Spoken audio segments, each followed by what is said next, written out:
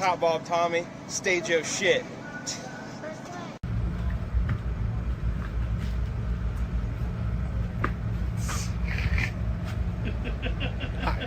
You do for no prep stuff. Oh Lord. All right, boom. There's the first one. There's the second one. Got that. Damn it. That's how we do it. Okay. I'm gonna wear this all day. Oh, we gotta go. It's crazy to me that this race. Big wheelies. Who would have thought was all that week with the Christmas tree in the back would make it by Chevron. That's up here. Whatever you said, I agree. I believe you, man. It should be, yeah, it'll look cool. Attention to the bench. I will take round number 1 of our.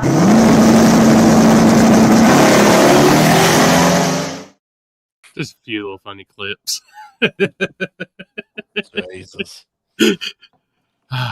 I swear to God, I can't believe we got Tommy to really break character for that one. Oh, Yeah, he had to use that characteristics in his final race. So I watched the video as. Hey, by the way, very good call on Miller's. That food was great. oh yeah. Very good. We went there we went there so they have those all over Florida. Hmm. And we went to one that was near Orlando, and it wasn't really that great. And they told me that they went there during snowbirds. They went there every single night, and I was like, huh, like, are you sure about that? And then for some reason that one down there was like 10 times better than the one we went to originally. Dude, that prime rib sandwich, French dip, and their cheese sticks. That's my top cheese stick now. Oh yeah, they I didn't get that the last time we went there. And Tommy's like, you gotta get the grilled cheese sticks. God damn you fucking stupid fucking camera. Hey, I got a question for you, Chris. Which night did Alex down here eat with you at Miller's? Because he wasn't there with us on Saturday night. Oh, that's right. Alex didn't come. Oh wow. I don't want to talk about it. Fuck. That's kind of fucked to do that, dude, man. Damn. I know it's Alex though. That's his one for the night. The rest of the night, I'll be there into January. I'm possibly looking at February. So, which January I can't, no matter what. February, possibly. So, but hey, everybody, welcome to the show. This is The Table. As you can see, me and Chris have spent an amazing time in Florida. We are sunburnt all to hell because it was actually nice and not dreary and cold and make you miserable weather like we're stuck back in now. So, I didn't get sunburned. Did you get sunburned? yeah, I did. Oh, I sure as fuck did. I think it's from the medicine though. Or I've been on like prednisone stuff. It makes more sense of in the sun. Oh, yep. So, Yep. great time in Florida. If y'all ever get a chance to go to the Christmas tree drags, just do it. It was an amazing time. It was actually more fun about everything else but the racing. The racing was awesome, but getting to see a bunch of people, stuff, once again, old friends, new friends, meet a bunch of new people, shake hands, kiss babies, all that good stuff, man. Great time. And seeing Chris in a pink bunny costume on the start line was pretty funny. I'm not gonna lie. He was our pink nightmare. Literally. A walking nightmare.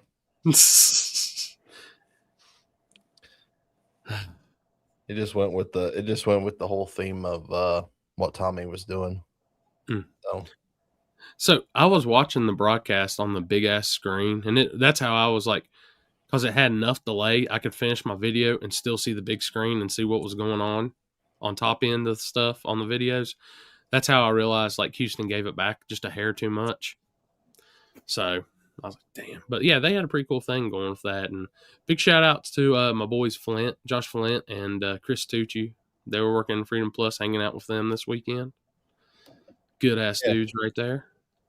Yeah, it's good to see them guys, and Yeah, I watched I watched that too a little bit. Tommy, actually, what's funny is that after we were done that night, I went to their Airbnb and got a shower because we'd ran out of water at the track. And Tommy was sitting on the couch watching every single pass that went down in Little Gangsters and was like analyzing each pass of everybody, not just him, like everybody.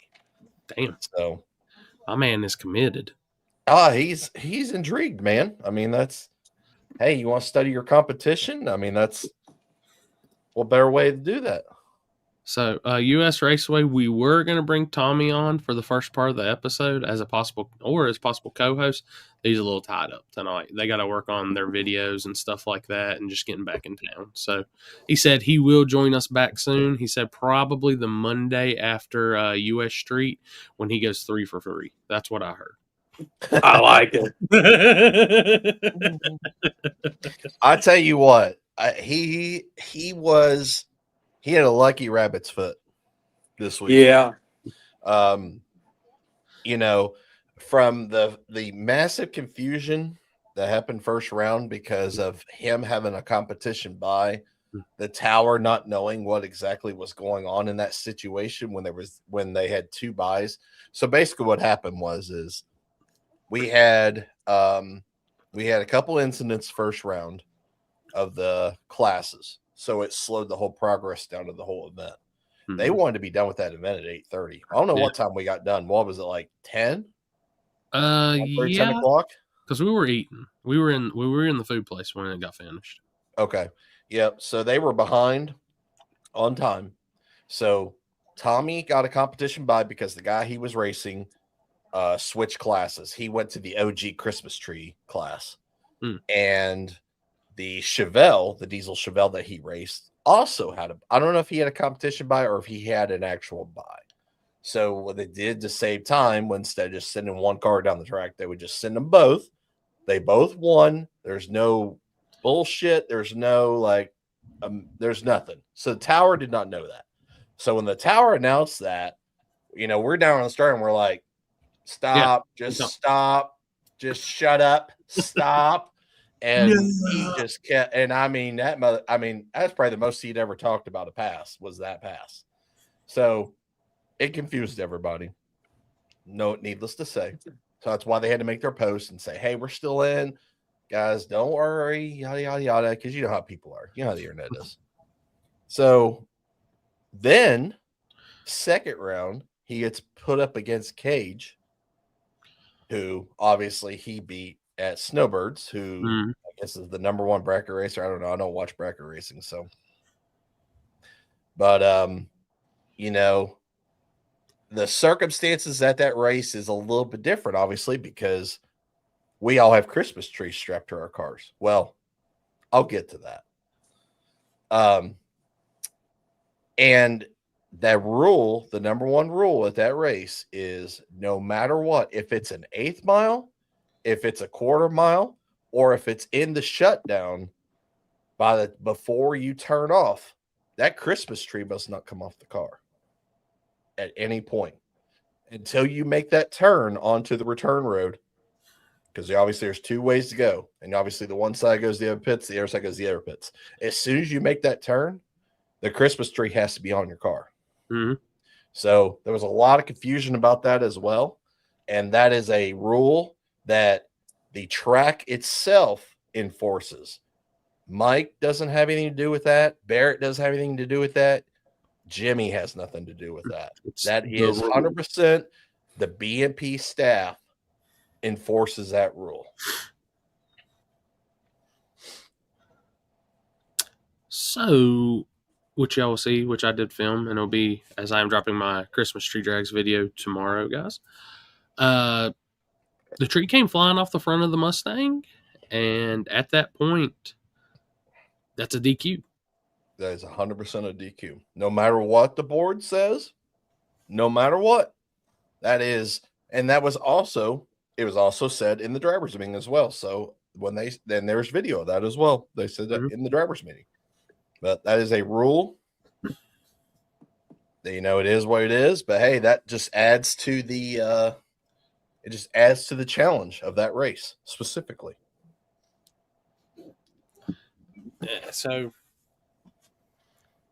he had a tree. He had that same. Actually, they had that same setup last year.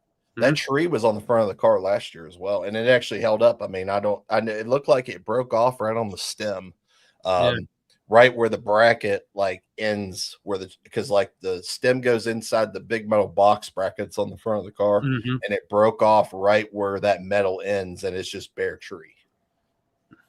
So, note to self, people: if your Christmas tree flies off, no good. Yep. But I got told by a racer once, a really, really good racer, it's always better to be lucky than good. And sometimes a little bit of luck goes a long way in the sport. Because I will say, like watching online, Gage did crack him on the light. Yep. And Tommy was having to play catch up. Yep. So, and the bad thing is in that style of index racing, 9 times out of 10, if you're having to play catch up, you have a 99% chance of breaking out trying to catch up and nose back in front if they don't break out. So awesome. I mean, that was cool.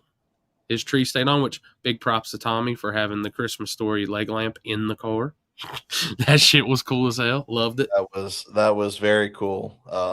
We made sure he was having some issues on Thursday when he was mounting the tree, and I kind of helped him take what we learned from having the Nova with the tree on it, and applied it to his car. That way it would stay on. What the hell was I just about to say? I missed my whole kind of schedule. Oh, yeah. So they, and everybody noticed, I even noticed myself, the prep this weekend was a little bit different than it was at US Street. It was actually a little bit different than it was last year as well. Yeah, so that was full on radio prep. That was full blown, as good as you can get radio prep. Now, with the rollout, with bumping and stuff like that on a track like that, is going to change everything. And we were actually having, basically, I was like borderline putting Tommy in glue versus in the groove where there is no glue, because the track was glued so much that when he did bump, it didn't move. And he was having to take an extra bump just to get the car to stage. And I mean, obviously that's going to affect a lot of things, and that's why he kind of struggled, first and second round. That's kind of like the only way I can explain that situation was him learning, how to adapt to that situation. What you got? Oh, I'm froze. No, I'm not. There we go. Oh, yeah, okay. this is true. Well, I don't know. It's not. There we go. Just took 700 clicks. I am so glad none of y'all were filming on Friday, the first time I was up there with Houston and them, by the way. You about broke your ankle? Dude, so I don't retie my shoes all the time because they've always did fine on radial surfaces. Wade Rich super glued that thing so bad on his first time, I wasn't thinking about it, and I went to go out there, and dude, shoe half off, ankle tilted to the side. I'm just sitting here like, don't fall, especially on test night. You seen how I was walking Saturday? I brought the wrong shoes for that event. Oh, wrong shoes. After that, when I cut all circulation off to my feet, they were so tight, and I could walk just fine. And I went back to normal program. Very underestimated it. I ended him doing that too, and it still didn't help me. I would say that track easily all day. I bet if you put a meter on, I bet it pulled a 400 or 500. Yeah, it was good. All day. Franklin, it was right there with one of our radio. Like it, once you've been on a lot of these radio tracks, it's hard to even feel tighter. But good Lord, I guess it's just where I ain't been on a radio track in a month or two. I let it slip my mind, and yeah. But thank God, even Friday. Yeah, even Friday, was like that too. When we went up and made our test pass in the Camaro, it was good until obviously, or was that Thursday? Yeah, Thursday was decent until the streetcars came. Obviously, tore everything up. Friday was a rental day, so there was no streetcars on it. So like they already had a really, really good base to start with. Big shout out to the winners too. I want to go on that. So Tommy for sure, Little Gangsters, Maximus. I've been watching that truck for a long time. Watching that big ass Silverado go down the quarter mile at a 6:04, pulling the chute early. He could have went fives. I guarantee that thing would have went fives. Oh, for sure. Dude, that truck is, I've never seen that truck in person. And Dude, that truck it's is sick. gorgeous. Yeah, it's immaculate. Tommy is drooling all over it this weekend. Big props to Turbo John. He was in the finals with Maximus. That dude was on a tear this weekend. For him to, especially after talking to him last weekend and his plan and seeing that thing going out the back door running what it did. Big props to Turbo John. On used tires. Yes. And the Casper family, Todd, screw blower to the front. Screw blower screaming the whole quarter mile. Mm-hmm. Yeah, that was rowdy. Dude, it's when him and the Mercury came up. So you got screw blower in one lane, Pro Charger, all zoomies all the way, screaming. Dude, loved it. Yeah, Turbo John did very well this weekend. He kind of had a little mess up first round with the I think the car didn't shift. Oh, roots. Never mind. Is there roots? I thought screw. My bad. No. My bad. And we ended up giving our spot in that quick 8 to John. So that was cool that he did go all the way to the finals in that situation. Dude, he was making people earn it. I mean, other than obviously he only went like 3 rounds because there was only, let's see, I think it ended up only being like 6 cars in that event because obviously we broke. We gave him his spot. Mullet broke, and I believe Victor broke as well. Mm-hmm. The Supra. Yep. And what was it, John? I mean, he had Charlie Brown first round, did his thing. He had the bye, and then he had Maximus. I did see, we ran into him at Buc-ee's in Brunswick on the way back up, and I asked John, I said, so what's it like going to the quarter mile in that thing? And he was like, scary. Dude, that's the thing I was like, there's a lot of people that's running that race. I don't think a lot of them has ever really considered what their car will do going to the quarter. There was a lot of dropping the chutes early, all this. I think everybody realized, man, that last 660 foot, that's a life changer. That's a lot. It's amazing what it can do to parts and pieces, engine parts. Obviously we've seen what happened to Ryan this weekend. At one point he was missing a head stud out of the motor. Like there was bolts and stuff that came out of places he didn't even know where they came from. I mean, that's insane. He realized the door is fine to the 8th mile, but for some odd reason that quarter mile it got funky. Yeah, and they somehow duct taped that door back together because that door was not one piece. Well, the top of the pillar of the door was completely gone. Yeah, and they somehow duct taped it to where both, at least they were somewhat attached. So who did it better, Ryan or the Junkyard Stewed?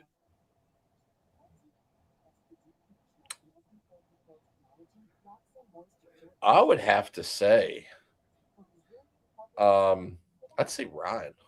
Yeah, there's definitely more carnage, I believe, on Ryan's side. Yeah. I believe the cleaner fix might have been Junkyard Stewed, where they riveted back on and got majority of the door back on. Ryan just had some good window tint with that black tape, though. Yes, he did. Yes, he definitely did. Who is this? Tyler DeMille? I don't think I've ever heard that name. Yeah, dude. Casper's stuff was flying, dude.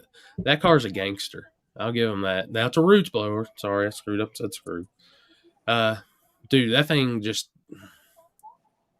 didn't even. I believe they didn't even have to push it as hard as they were put. Like they didn't push it that. I think if they would have pushed it even harder, that thing's a 5-second quarter-mile car all day too. Yeah, Because they were dropping the chutes. I think on the one pass, they might have lifted a little early, is what looked. So through my camera, once we get past the 8th mile, I'm relying on heat signatures coming out of the exhaust to tell if they're still in it or not. So it's amazing to sit here and think of how many. I mean, I would say the majority of that field was high to mid 6-second cars. You know, that car was kind of like the oddball, like it was kind of, I don't want to be like it's out of the league of the rest of the cars. I mean, obviously it went faster. There's no doubt about it. yeah, But I feel like the rest of the field of those cars that was in that field, like were all eerily similar to what they could actually do in a quarter mile. And I thought that was cool because I think that's the way that class should be, you know? yeah. I think honestly, if they keep the 8-car like gangster field idea going, like I think if you win the OG, then that should be next year in the gangster 8. I agree. And like, dude, because I'm telling you right now, in that gangster 8 field, you could have 8 cars that are easily All I'm 5, gonna 8. say is we were Please. gonna fuck that field up. I'm telling you right now. If we hadn't had that, what happened? We were 100% coming to fuck it all up. There's no doubt about it. I'm sorry, but I'm just saying. Vinny Barbine. Vinny, love you, buddy. But next time, do not pedal the wheelie on a buy run, please.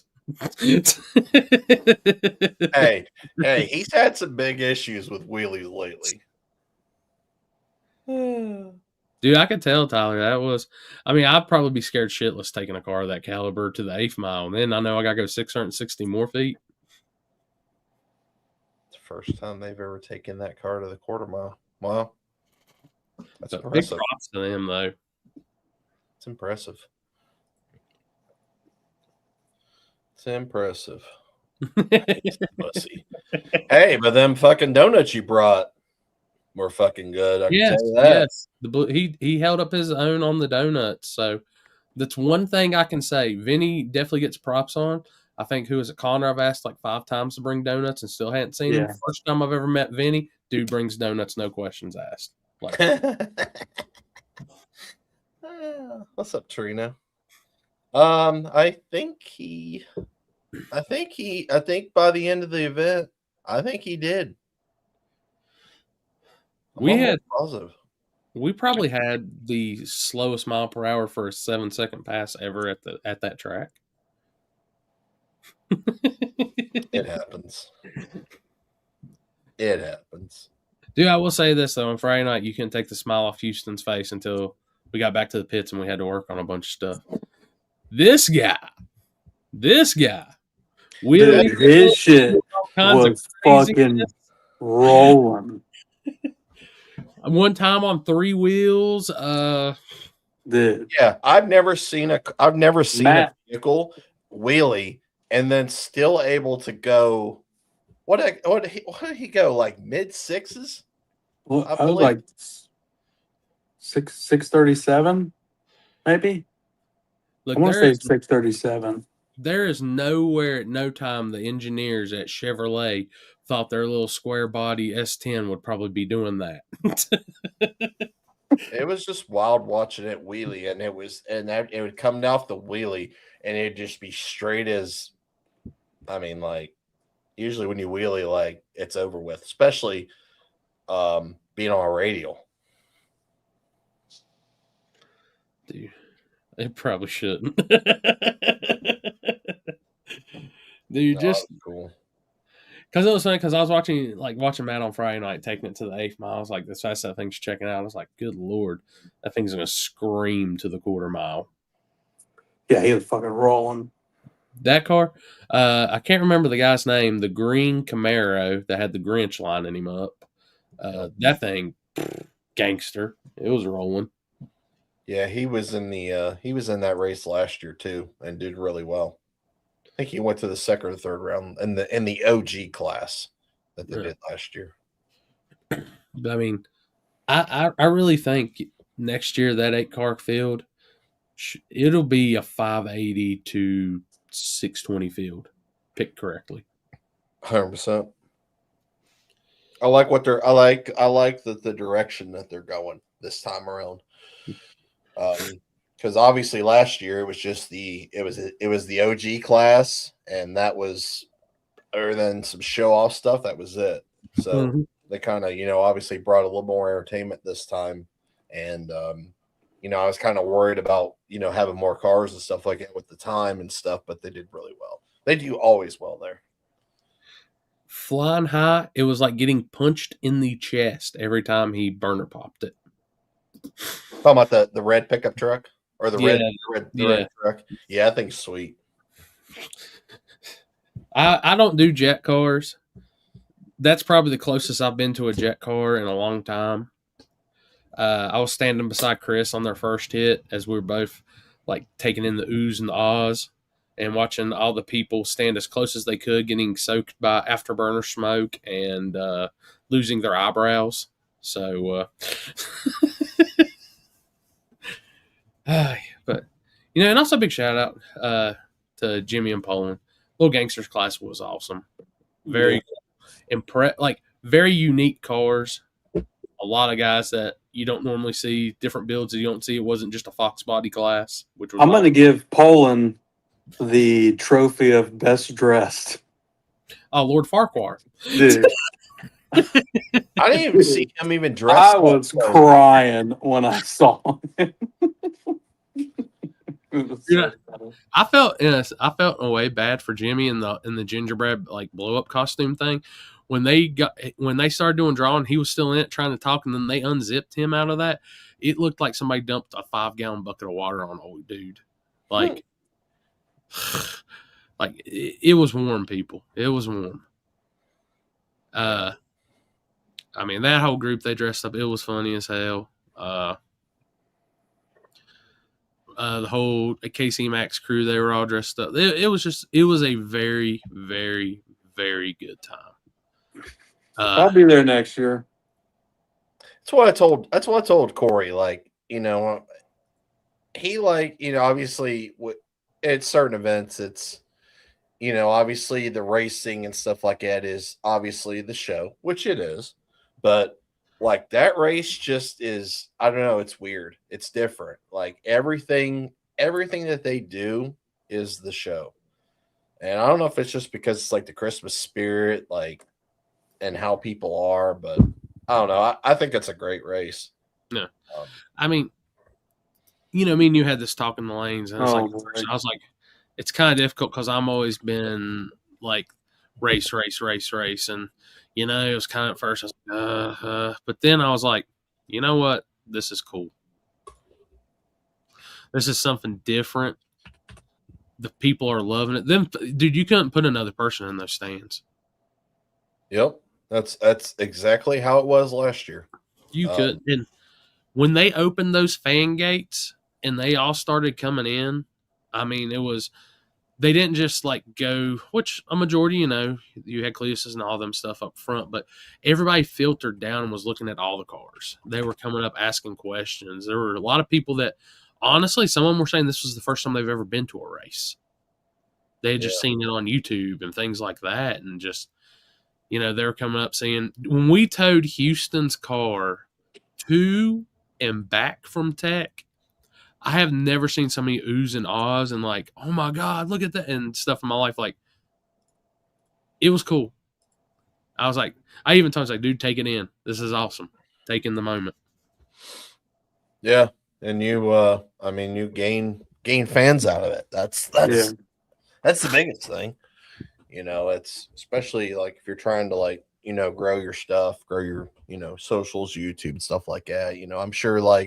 I'm sure John, got fucking stupid. There we Do go. this. Put your hand over it and then come back and it'll readjust. I'm here. I just had to get myself up here. Yeah, I'm sure John, obviously he's got YouTube, and hopefully, it's at that, his show this weekend, grow it, Like, who is this dude, Yeah. And definitely what sucked, like some very sad news right before the event with Greg Biffle. Very, very tragic thing. And, just the vibe, it hurt the vibe a little bit, but those guys kept their heads up and they kept moving forward with it. And did an awesome thing, which we watched the tribute video on the way back, and I'll be first to tell y'all I don't watch Cleese's channel and none of that, but watching that's like, wow, just seeing it and stuff, that's true friendship and stuff. And like, definitely got a big push of respect out of me on that one. So yeah, it was it was pretty crazy, hearing, the first we kind of already had heard about it, because we were at the track. We've been at the track since Wednesday. Yeah. And it definitely changed the whole morale of the event. And but for the circumstances, like, I think they still put the event together as if nothing had happened, basically. Yeah. And that's hard to do. I mean, I couldn't imagine, that in that whole instance of that being lingering in the back of your mind and still being able to be like, can I go out and do this? I don't think I could. No. I don't know. I can't speak for anybody else, Nah, it would be honestly tough in the sense of, and I had this discussion earlier, something like a lot of people don't realize is the race family. My race family is more family than a lot of people's normal family is. And even losing a member of a race family, it's like it's a hit in the gut. Like, I don't sometimes even want to mess with it, because losing people you talk to every single day or see on the weekends more than, like I said, see family, normal family. And I couldn't. Those guys, for what they did and kept going and rolling, definitely give them props. Yep.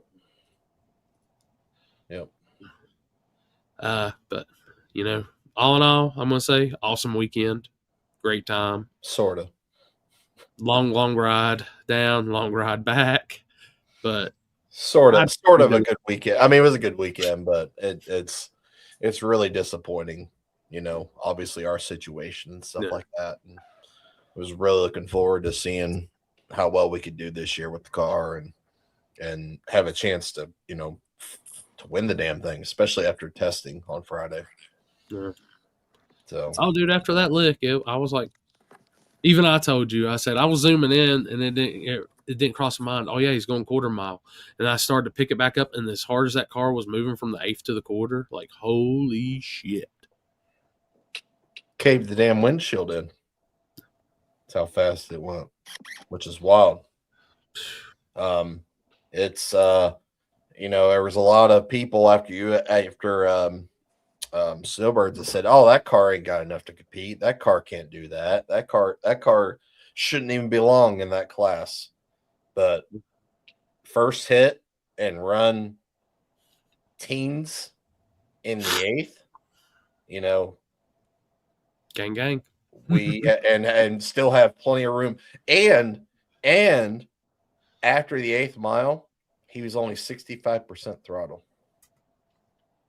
So he wasn't even 100% full throttle after the 8th mile, because he was going to let out at the 8th mile, because he was like, I just want to kind of shake it down, see what it's going to do, and then we'll make a quarter mile. And he's like, well, he goes, I'm just going to see what it does. And I bet it can go what we want it to go. What it needs to go to be in that 10.5 class. Yeah. Well, like I said, I don't know. I give the event 2 thumbs up. Great time. Yep. And now it's a new week. It's a new. Well, we have Christmas in. Should I share what you sent me? Yeah, we can share some memes and stuff real quick before we start on our Dig or Die talk. Perfect. So, people, we have fun with these. Don't take them personally. This is one from last week that it didn't get posted. Oh, yeah. Help Chris. He was ready. He was ready to take on the class, guys. He was. Christmas tree mounted and everything. Funny boots. All of it. Let's see. I'm going the wrong way. God dang it. There we go. We got this one. Nice words. I'm going the wrong way. I don't know.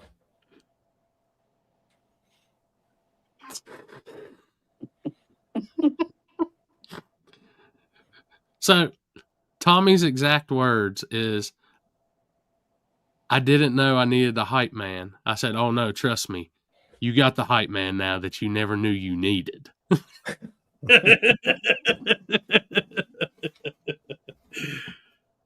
Poor guy. He's literally the nicest, quietest person. He does have the keys to the state of Florida also, in case y'all need to know. There's not a bracket racer, index racer safe. Oh, boy. Oh, my God. Poor guy. Love you, Tommy. Good grief.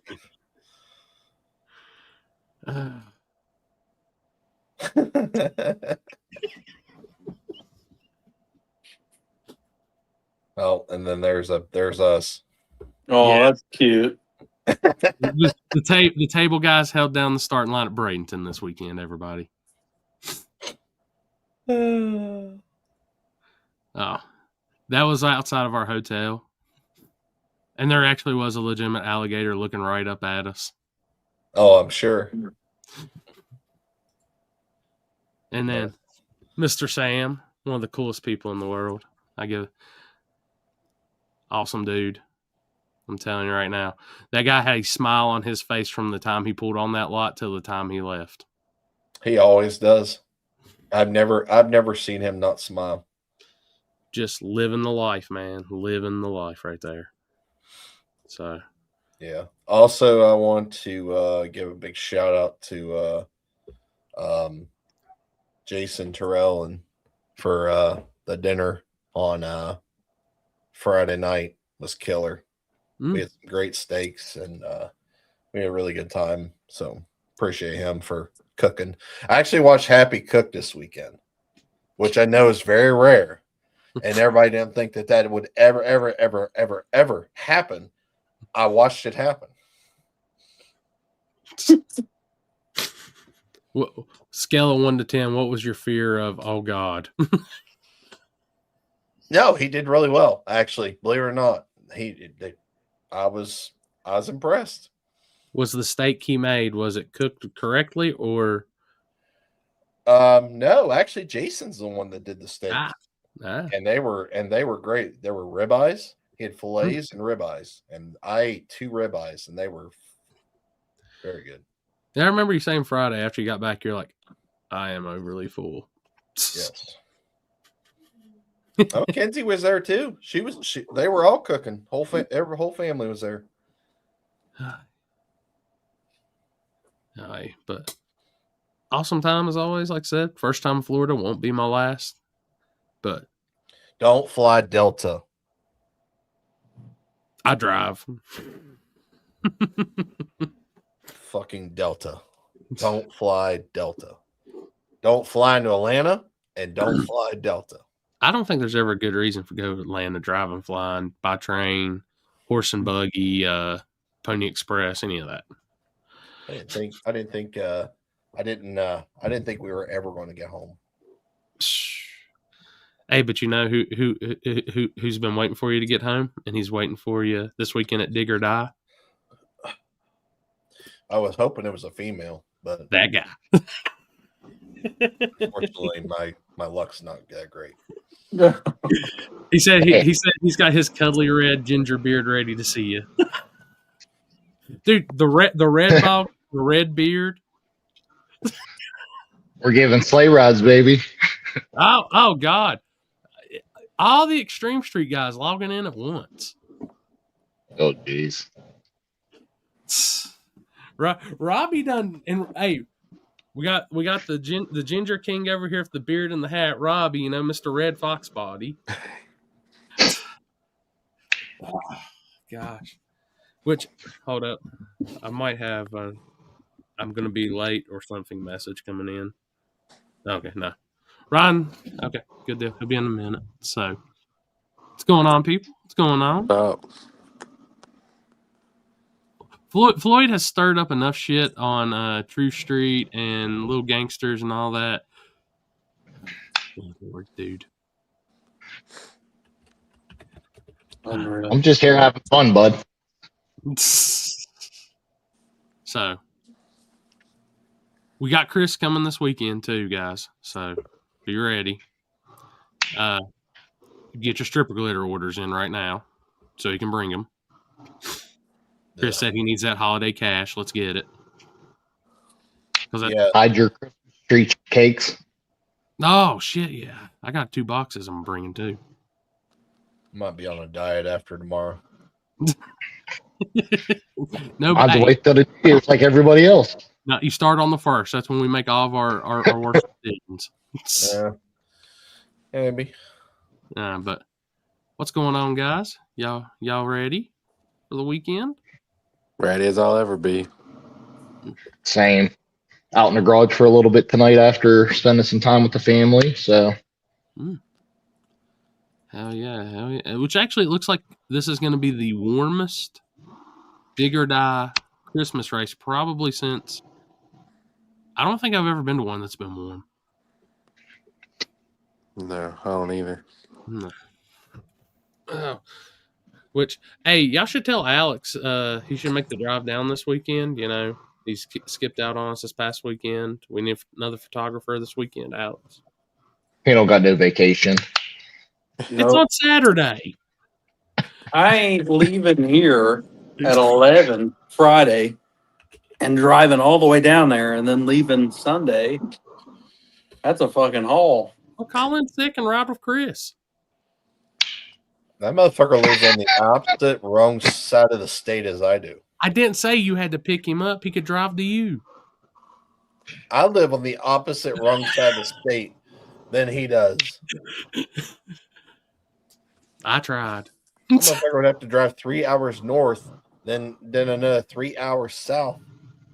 Dude, it'd be all right. It's fine. Everything's See, fine. if it was 3 hours for me, I'd go, but it's not 3 hours for me.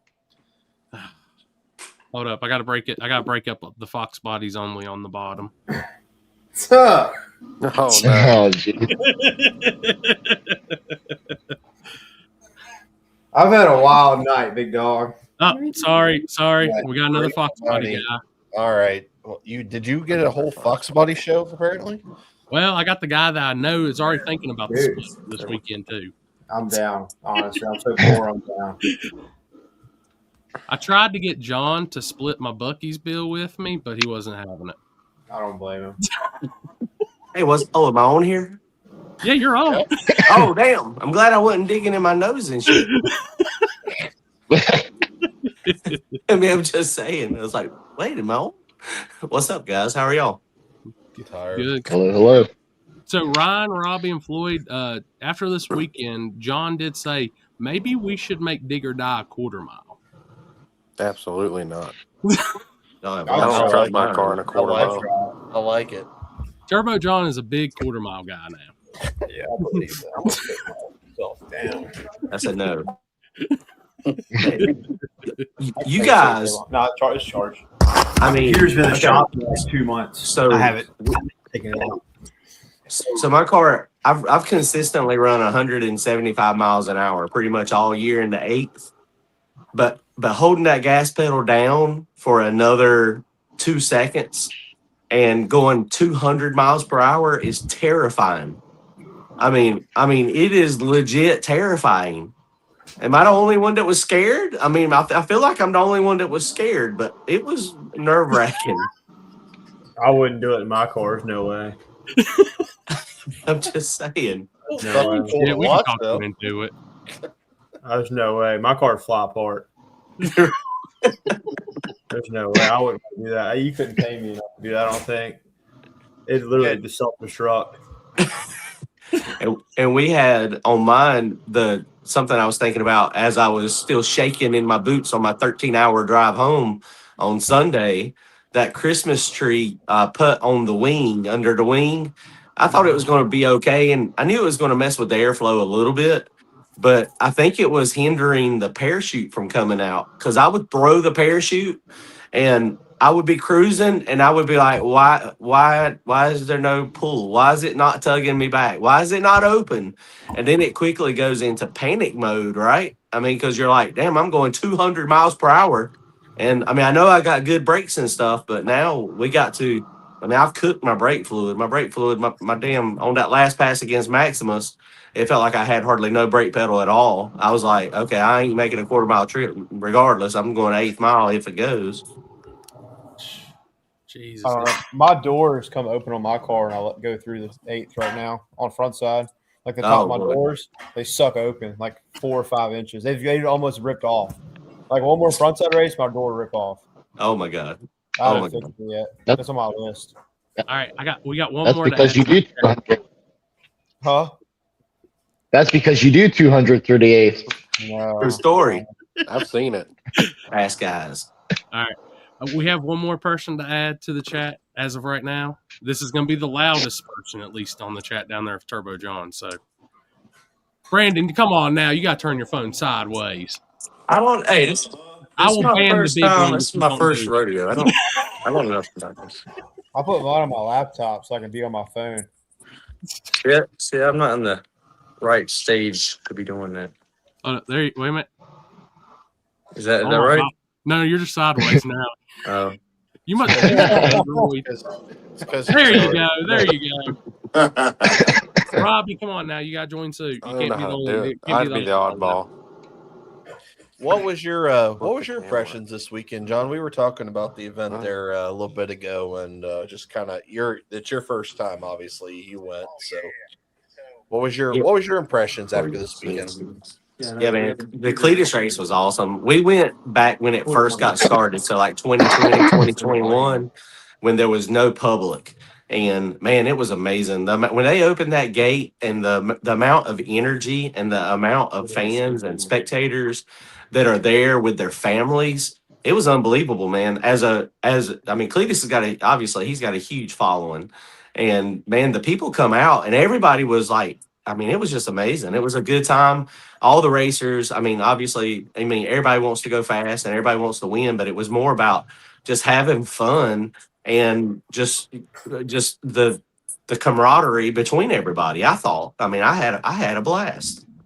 I had an awesome time. Other than going 200 miles per hour and it scared me to death. That's pretty gangster. You'll have that. Yeah, it was fun. I can promise you next year, if we get the invite back, obviously we're going to try to go again. But if we're lucky enough to get it, my car will for sure have 2 parachutes. I promise you that. We actually was only going to use 1 parachute after our testing Friday because those 2 parachutes that we had put on at the track had hit so hard. Billy said he thought he was going to break his spine. Oh my God! How hard it hit the car going 222. I told Billy, and I was talking to Billy and Megan, and there's a few other people around. After me and Jason had run, and we got lucky and outrun him. He was having a little bit of issues, but that was a freaking great drag race, side by side drag race. But my parachute, I saw. I knew it come out late, but on the 1320 video, and Corey, hopefully you got a good video of it too. But my car was way past the quarter mile when it actually popped open, and I pumped the brakes just a little bit, and it locked the back wheels up. and they skidded, and it scared me. And so Megan, we were over there talking to Megan and Billy and them, and they were like, "You good?" And I was like, "No, I ain't good." I was like, "I don't think I want to go quarter mile anymore." I seen the post afterwards where you had in search of a new Kirky. Right. I mean, maybe it's the old age. Maybe as you get older, you get wiser. I mean, I don't know what it is. That's a fact. I mean, I'm just saying, I don't know. I mean, we're going to try it again, but it's just all your timing's off going from 8th mile to quarter mile, right? I mean, the whole timing, everything that you're used to. But it was fun, man. I loved it. I enjoyed it. Hopefully I'll get an invite back. I mean, we went a 6:61 was our best. And that was off of it at 5.7 seconds. So I think we could have went some 6:30s or 6:40s. Yeah. Dude, it looked good. I mean, it's like me and you were discussing with the gas pumps. I was like, nobody really realizes that last 660 foot, all the weird noises, vibrations, just crazy shit happens right there. Yeah. And it's like tunnel vision, man. I mean, it's like the track narrows in. For me, it does anyway. I mean, it's like, because the way I drag race, I look all the way down the track, and it's like, holy shit! It just, I mean, it's crazy. It is wild. Damn, it's fun though. I enjoyed it. I don't know if I can put it in words how terrifying it was. Well, was it as terrifying as riding the South Carolina highways on the way back? Bro, are you kidding me? South Carolina, I don't know what is the matter. Them concrete patches every 10, 15 feet are not level at all. I mean, it was.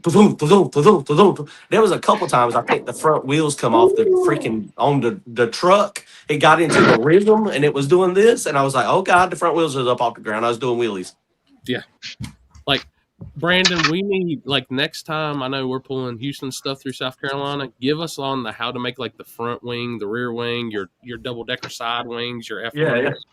Whatever you got. Walk you through step-by-step know the wings to fix the bumps. It'll keep you glued down, that's for sure. Hey, and by the way, everybody in the chat, so I need y'all's help talking Ryan Tolley into putting a big wing on his car. I can't. Yeah. It'll help out for sure. I mean, I know that it will. I just can't make myself do it. Look, I was a big wing hater. I would drive by Brandon's pits and just put my head to the ground. It's wild. I don't know. But everybody eventually comes too. I have a big wicker bill. I'm just going to leave it like it is. That's not good enough. It's not. No, it's really not. I know it is. But hey, Brandon, if your wing's missing on Saturday and there's one that looks like it on the back of Ryan, it ain't it. I'll be proud. Novus don't need no big wings. Can't do it. Oh, I'm big wing the world now. We're good.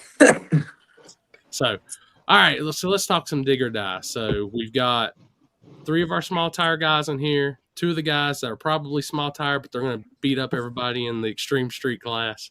Floyd's just giving me the look now, but no. So we'll start with the small tire guys. So we'll go from bottom. We'll go from Ryan to Turbo John to Brandon. All right. What have you done so far, Ryan, getting prepared for this race for the weekend? I've tested one time in a dirt parking lot. That's pretty accurate though. Yeah. I'm like Luke would kill me right now. He's like, bro. So I made a bunch of changes. Like my car's always had limited front. Like it moves, like it has travel, but the center line's always been low. I've had 2-inch drop spindles, and I'm always like, man, I should get standard spindles. Well, so I bought spindles, and I did that, and I didn't realize I would spend $1,100 getting spindles and brake caliper brackets. But now I wish I didn't do it, but I did that, and I've changed the 4-link around, and I have my front side converter in it, which is super tight. So between all that and all the weight in it, and I tested Saturday in literally dirt, I was almost. It does really good until the waste gates can't hold it because I have 2 smaller gates, and it makes 30 pounds with no matter how much timing's in it. That's all right. This thing makes 35 pounds on the brake. Yeah, no, this is not all right. It's sideways, up and down. It's all over the place. It's right tight. But I was also literally dirt. It was rough. Yeah. And it went honestly the best 60 foot I've ever had there. It's a public road. but it's not public. It's in front of a dude's shop, like in the middle of the town I live in. Like I'm talking about downtown, like middle. I tested for 2 hours straight and no cops came. So Man, you must live way out there in nowhere land. sorta, yeah. No, Yeah. this dude lives in one of the most communist states ever, Virginia. Come on, now. That's right, tight. Yeah, it's not great. I don't know. I've done that. It seems to be doing okay. I need to test more, but I was gonna work on it tonight, but I had to go fill a generator deal, and then I found a cat on the side of the road on my road, like somebody had hit. Oh, So I had to stop, and luckily, like I don't think they hit it hard, or like maybe hit it at all. Like his nose was bloody, and like one paw was messed up a little bit, like bloody. So now it's in my bathroom. Oh boy. That was a Shelby decision, wasn't it? Yeah, I was not. Yeah. You officially have so the Tolly house officially has a new cat. So Yeah, we have one already. She's chill. She fights the dog, so it's not a big deal. This one, he's probably about to run out of the bathroom. In a second. The dogs are trying to get to it pretty bad, so I don't know how it's going to end for me. Probably won't sleep tonight. It's okay. hey, it just gives you more time to think about your tune-up for the weekend. Dude, it's not looking good. If I get by first round, I'll be doing something. So, all right, we'll move down. Now I know John was with us this weekend, but you did your dig or die prep a week or two ago, right? Yeah, but it was a disaster. It didn't work. I mean, it was slow. It was a turd. I mean, it was just slow. And so then we put it back in all radial trim. So now it's still in radial trim. That's a lot. It's a lot to change going from radials to backside no prep. So I mean, we got a lot to change. I mean, we're probably going to be a first round duck, but it is what it is. We're going to just cram a bunch of weight in it, keep guessing at the 4-link settings, and try to go down there. Maybe we'll get lucky and go a round or two, as long as we don't draw somebody stupid fast. You know, it's always if you can get by that first round, you've got something to do at that point. I wonder, like everybody, like me and Brandon were talking at PRI, like, oh, dude, no one's gonna be there because it's right after Christmas. I think it's gonna be nothing but badass dudes there and like no ducks, and we're all gonna be fucked. Well, I am. This is very true. Rough. Right. Which I know there's a lot of people that's had really good luck up there, and they'll be there. I saw Jarrett mess his engine up, so I'm sure they'll get it fixed. Though they'll be there for sure. I'm sure.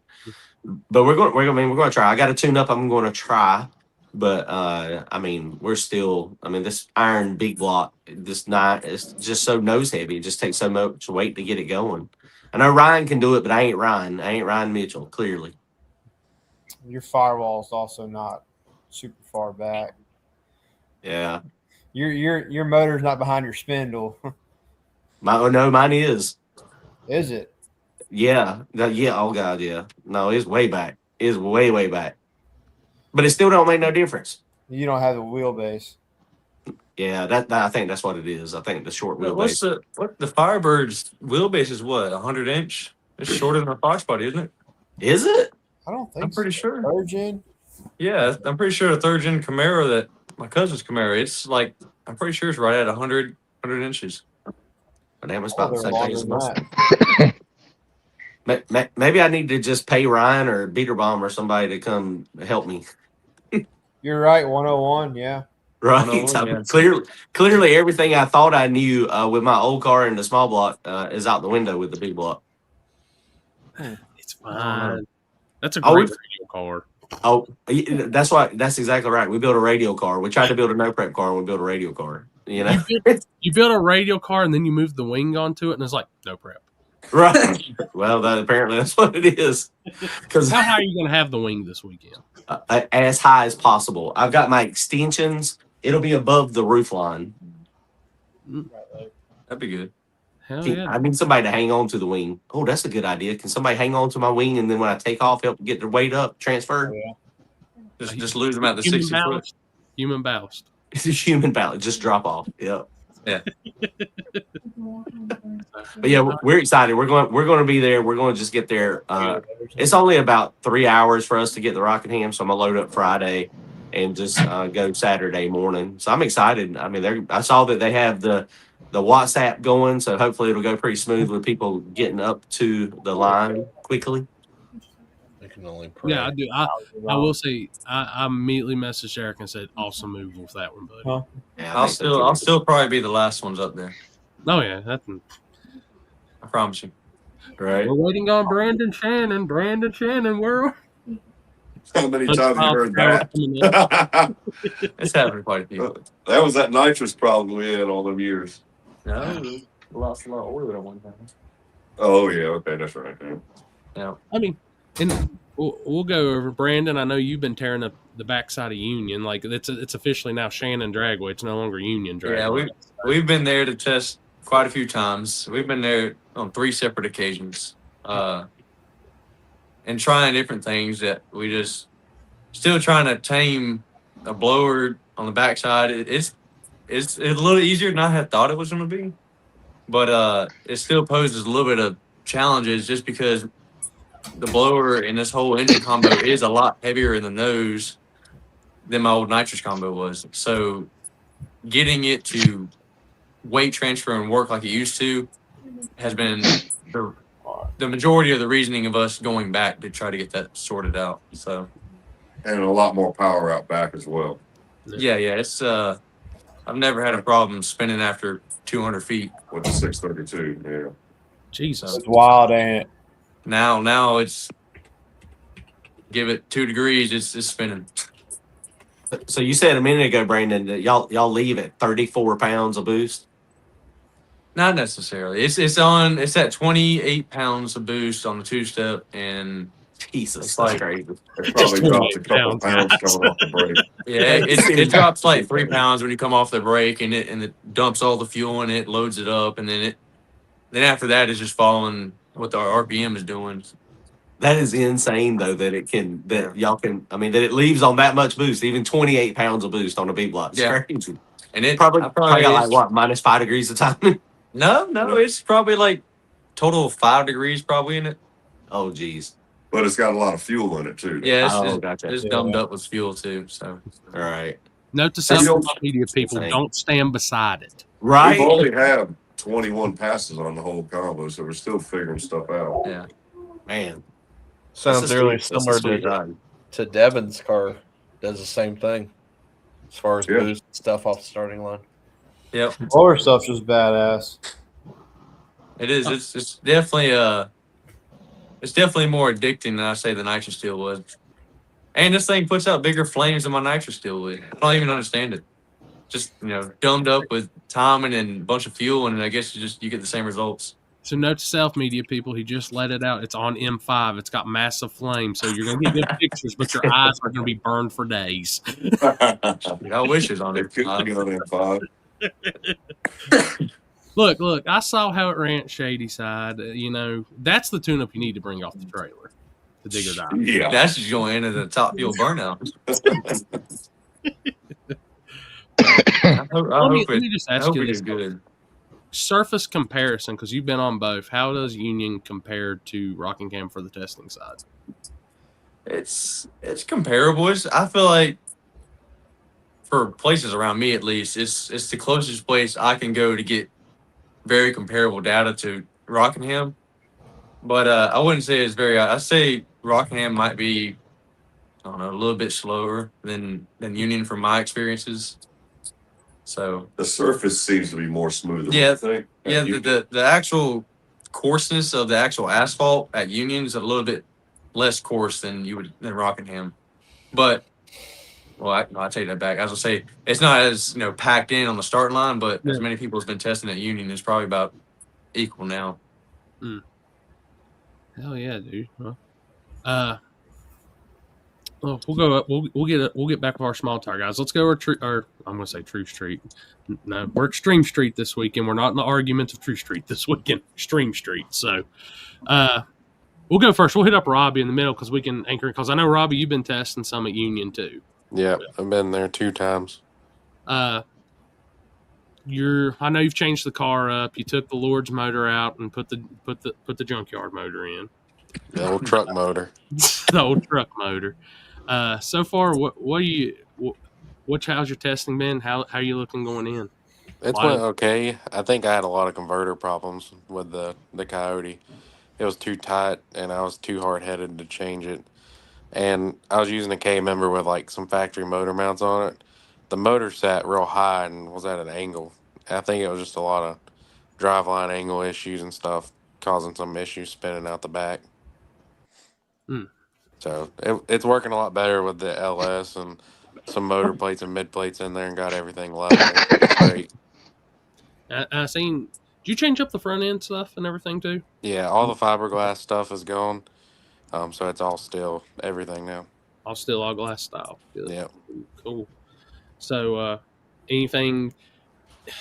What are you thinking? Because we've had a lot of talk about the street. What are the streetcar classes and all that? And we got Floyd here, so we're gonna have two awesome opinions on this. So, in comparison to true street rules versus this extreme street rules, for this weekend, methanol's allowed, all that. Is that what you're feeling? What you switched the car back, didn't you? The E85? No, it's on methanol still. You still kept it on methanol? Okay. Yeah. I was going to switch it back to E85 with the Coyote, but stayed on methanol with the change. Okay. So, I'm drawing blank. I'm not going to lie to you. I'm still on Florida hangover. I'm still dragging. So, I'm trying to... Well, let me go to Floyd. Floyd, Mr. Resurfaced known to man this year. Front side, back side, middle side, upside, highway, country road. How are you looking for this weekend? How's the car set? Because you just did... Well, you had a lot of fixing to do, didn't you? Anyways. I cracked the block twice, but now it's just JB welded together right now.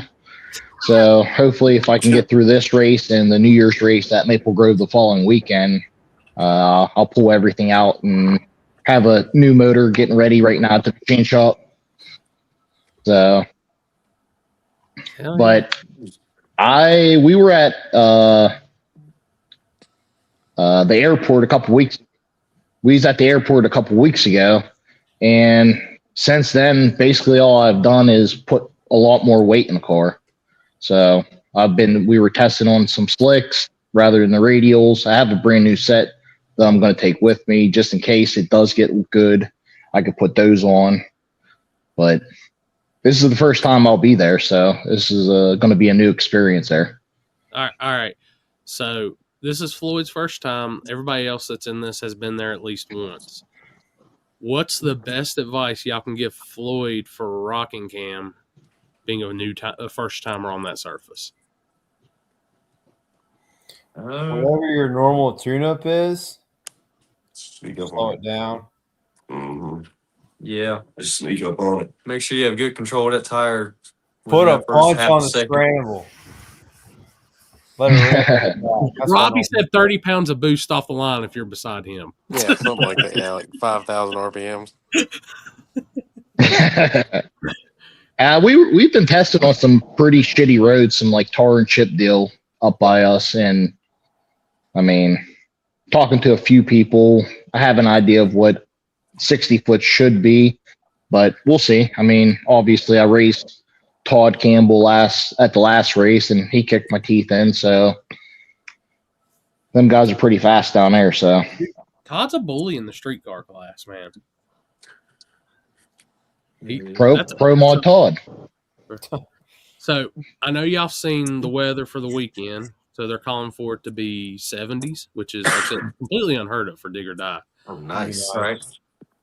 Oh my God. Jared's hard on y'all, man. Jared is hard on y'all. What did he say? I can't read that. My little phone is too He small. said this has got to be a record for the amount of losers on Facebook Live at the same time. Well, hell, invite his ass in then. You ain't wrong. Jared, you work here, you got free time. If we invite Jared in, he'll be the one that's gone through the most motors, right? And he's I don't know if Floyd could give him a run. At this but same motor, just broke a couple times this year. Honda Bond will fix anything, dude. But are y'all still now? Is it you gonna still rely on the DO5s this weekend or CO7 life this weekend? I'm running CO7s. CO7. Yep. I haven't ever tried the DO5s yet. I'm gonna be on CO7. DO5. I know everybody was saying they got like a 5-pass shelf life. It seems like. Yeah. What I've heard. So I was like, I kind of want to stay away from those. Yeah, I So I got want a little DO5. more life out of my tires. not in my budget. I'm actually going to go pick up a set of DO5s off of Marshray. He has a set that has only a couple passes on that he's going to sell me for a good deal. So I'm going to take those as well. Damn, I don't know if I can. I don't know what I'm gonna be able to do because I've only seen your car anymore on DR3. I actually think the DR3 would probably work on that top end. I have a brand new set right there I'm taking. So, but wait, Chris, he done bought on us. So let's see. Let me ask you this: if there is, you can't pick. Is there one car there? You can't say yourself for people to fear or nothing. But who is somebody you think will be a front runner this weekend? You're going to have to deal with. We'll start with Ryan. Well, Not it's all Jared. the Denver bunch. Who do you not want to pick? Who do you not want to draw first round this Any week? three of them. Any three of them.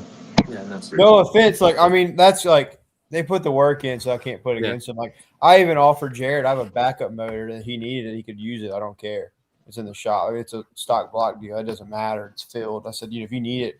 But, like, realistically, they put the time in to do it. So, like, it's not like I don't like him or anything. I mean, I'd give him whatever he needed. But, somebody that devotes the time like that, I mean, they deserve to do good, right? right. I mean, their program's top notch for this style of services. I did more front side stuff all year, and I got really decent with the combo I had. I'm pretty happy with it. Just part of it. I just want to go to the backside race, honestly, because it's like Christmas time, and I want to go race. So I put a bunch of weight in it. We're gonna let her rip. I don't want to run any of them first round or at all, preferably. But yeah. Just straight up how it is. I mean, they put the time in to do it, All right, John, you're a veteran. Who's the one chip? If you hear, you're going to turn it up on. Yeah, I just want to buy. I just need to buy. I need an odd car count, and I need to buy. That's what I got to have to get through first round, most likely, and then I'll be a second round duck. But we're going. I ain't missing another one. I know, the one in the summer.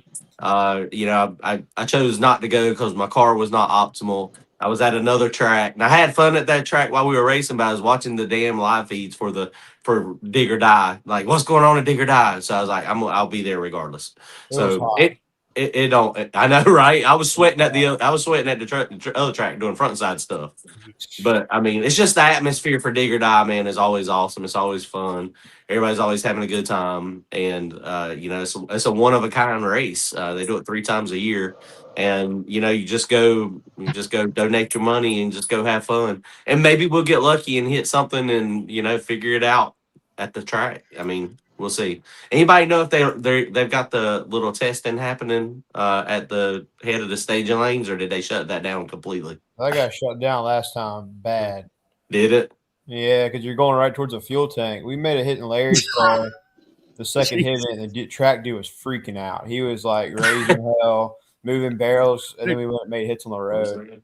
And they said you can't make hits in the parking lot. So we rolled around. I made a hit on the parking lot on 28, so I changed the 4-link Saturday. Like a small hit on the old side, like the back side of the parking lot, like towards the trees. Right. And then there's people like all over the place. They were not liking it. Well, y'all might hear something Friday night because I'm the parking lot might get a little tested. I'm going to sleep my own bed Friday night. Dude, my hotel is 30 minutes away, and I don't know if you make a hit or not, Brandon. You probably not would. because somebody's going to tell All me. of Rockingham will know if Brandon cranks it up and just warms it up. Yeah. Y'all That know, is that's for gangster sure. loud. Problem is the road's pretty good. Right. Yeah, it is a little bit better, but like just kind of move up further out of the good stuff. I'm going to be sitting there. I'm going to hear it all the way in the Airbnb. I'm like, damn it, Brandon. Just save it. Just save it. I'm gonna flip up the question on you, Brandon, because I know you've been testing your butt up. Who are you wanting to run first round? I'm with John. I want to buy first round. Come on, buys. Yeah, they suck. You got There's to no- buy in the South. That was your buy for the year. All right. That was a good buy that I didn't even get to use, but I don't know. I don't really. There's nobody that you want to have, and usually it's the ones that you want to have. You don't know their names or what they have, and then that's the one you want to have. So if I get somebody I don't know their name or know their car, that's the one I want to have. So, hey, a quick question: is Lee coming with y'all this weekend? Yes, supposed to. It's supposed to. Yes. I want to be on the starting line for your first round with Lee. Yeah, He'll be up. I have been trying to get him to come to this race for a while. He'll be like, "What are we doing here?" He will be. He will be all types of backwards. As soon as y'all go to pull out and start going towards the other end of the track, he's going to look funny. Like, yeah, this is going the wrong way. All right. Right. All right, so let me go. Robbie, is anybody in the True Street field? Oh, I'm calling it True Street. Extreme Street. Anybody you want to run first round or don't want to run? Not really. You just gotta race the lane you get. You know, I try not to focus on who I'm racing. It's just the lane you get. Floyd, I done heard his response. He said anybody in the field can get it. I've done heard it. I already know. This man has not shied away from a challenge long. There's a lot of fast guys that are going. I mean, obviously Todd Campbell, his buddy Mitch, Trevor, Zach. I mean, TJ Barnett, his buddy Dakota. I mean, there's at least 15 or more gangsters that are going to be there that I know of. So, all right, I got this. Since I did not lose my $1 to Poland this weekend, anybody out here watching this going to run Extreme Street, I'm putting $1 bounty on Todd Campbell. That'll be the coolest $1 you ever win in your life. Does he get signed by anybody? I will sign it, and I'll put the Todd Campbell bounty on the $1 from Spooled Media. Nice. Might throw a free picture in, too. Might have to get Eric Burdett to kind of set that in motion. Oh, hey, Eric, come on. He ran small tire earlier, sure. So you going back to Extreme Street? Honestly, that's a good question. I don't know which. I mean, I would assume every time we've gone to Dig or Die, it's always been Extreme Street. But I knew Peacock's ass would wake up on anything when I said bet. Todd, it's not that's all you're worth, but I stopped by Buc-ee's and read I am financially. That's all I got for $1. John saw my bags coming out of Buc-ee's. Some kid's got a good situation that works there. His Christmas is going to be great. Bro, I'm burnt out on Buc-ee's. I hit it 4 times all the way. I hit the one in Florence, the one in Gainesville, on the way down and on the way back. So I'm good with spending $20 in a convenience store every time I go in. Did you hit Florence too? Yes, that was our stop, which it kind of lined up with our gas stops. Damn. Yeah, I mean, when you got an old truck, it gets 8 miles to the gallon. I mean, you got to stop frequently. I don't check mine. It makes me mad. Oh, I bet. I know my RV gets about 5.5 miles to the gallon. Yeah, you got to fill up often, which has got a bigger tank. Yeah. By the way, Peacock, I expect you to fully be rocking that new logo I made for you. So, if y'all didn't know, man, there's all new media team coming this weekend. Peacock Productions. Be on the lookout for them. Cool, guys. I got to jump off of here. I need to get to work on this hot rod. I got a lot to do. Merry Christmas. We will see y'all Saturday. Hey, good having fun with you this weekend, buddy. So, Hey, going. Yeah, Chris left me stranded, and Alex is quiet up there, so I'm rather top of mind. So, where's Chris at? I don't know, dude. He had to probably go get a loaf of bread. I'm guessing. I didn't see him with any Billy bread called this weekend. But shit, I'm trying to think. Let's see what else we got. Like I said, he's usually the question man. I'm usually just the backup guy on this anymore. That race at Maple Grove, is that front side one day? Mm-hmm. Both Are front side? Front side Friday, backside Saturday. I just saw Brandon's ears perk. I was gonna pull my motor out to freshen it up. You ain't got no plans on New Year's, do you, Brandon? Not that I got to be at work the next day. You just call out. Overrated. I know. Where's Maple Grove? Pennsylvania. It's far for you. That's a haul. Yeah, he can get on 95, 85, 81. One of them pretty quick. It's fine. It's fine, Brandon. Yeah, just 10 hours later. Have you won a race in Pennsylvania before? I've never been in Pennsylvania. Neither have it's I. like Amish up there. It's wild. Hey, enough of that. Robbie needs to get some traveling. That car's back together too. I mean, they I got ain't ready to travel yet. I ain't ready for all that traveling yet. I'm gonna be a first round duck this Honestly, weekend. I want to set the truck up after March digger die. I guess the truck will be getting set back up to start going fast again and try to set some new PBs with it on slicks. I don't think the truck will ever be on a radial, but on slicks. And I'm just gonna follow Ryan totally around wherever he's racing. I'm gonna tag along. I'll plan on putting radials on mine some this year. Really? I don't like that. Like last year, like I just raced wherever I wanted to go race.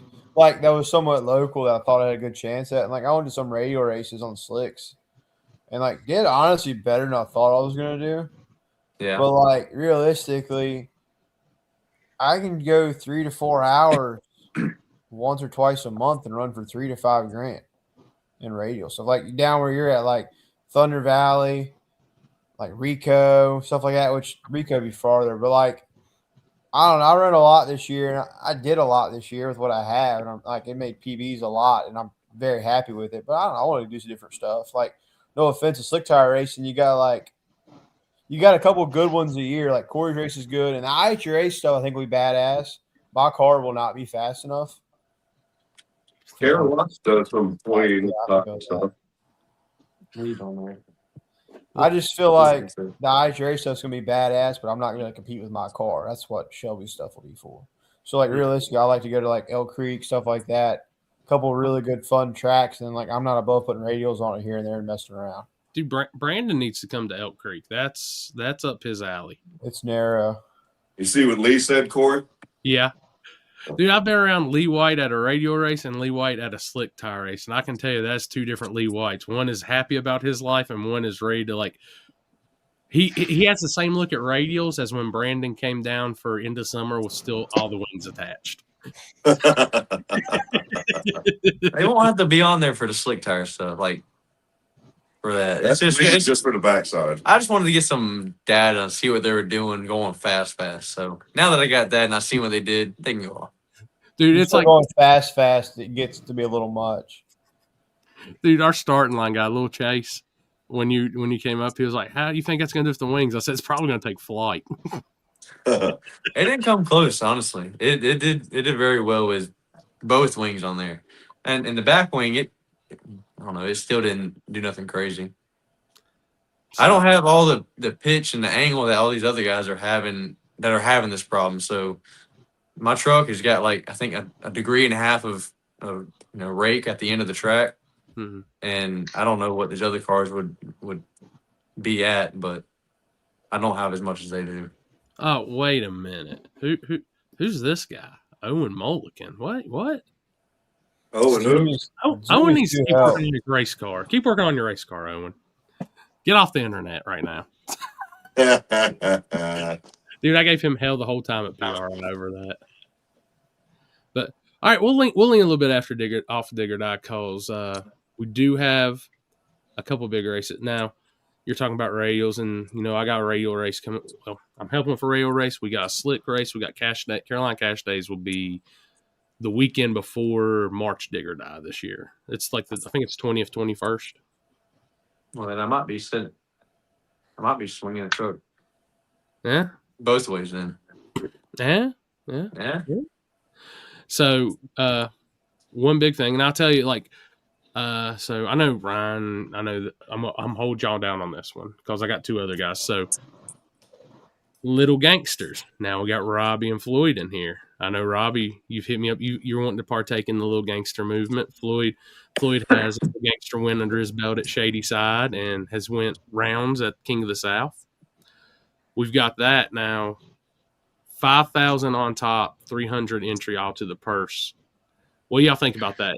Like the whole new little gangster movement, the money on top. Or you think this is something Mike and them got talking about last night about the sustainability and how long it'll stay?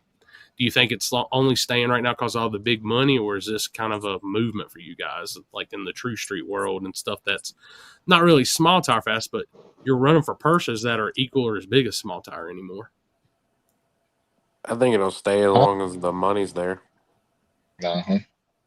I agree. People strive to follow the money. You know what I mean? If just like small tire, whenever there were big pots, all the big guys come down. You know what I mean? Bill Lutz and like them guys, if there's big pots, they're going to go to wherever the money is. So, I mean, you think money does bring the cars, definitely, Lee. And that's what I'm saying, go ahead. I was about to say, I think the 5:30 time that is a lot more achievable for a lot broader cars. So it just automatically brings a lot more cars, and then the money will brings cars as well. So I mean, I don't know. I ain't gonna lie, when Seth and Jimmy and Paul, we all had a discussion. They hit with that 15 each day, 30,000 over the weekend, 64 car invite field. I mean, that makes you want to get out and run these races and get recognized to get that invite. I mean, there's not many places you can go and win $15,000 in a weekend. No, not at all. So, but now I'm going to switch back to Ryan because these are our two guys that did compete in King of the South last year.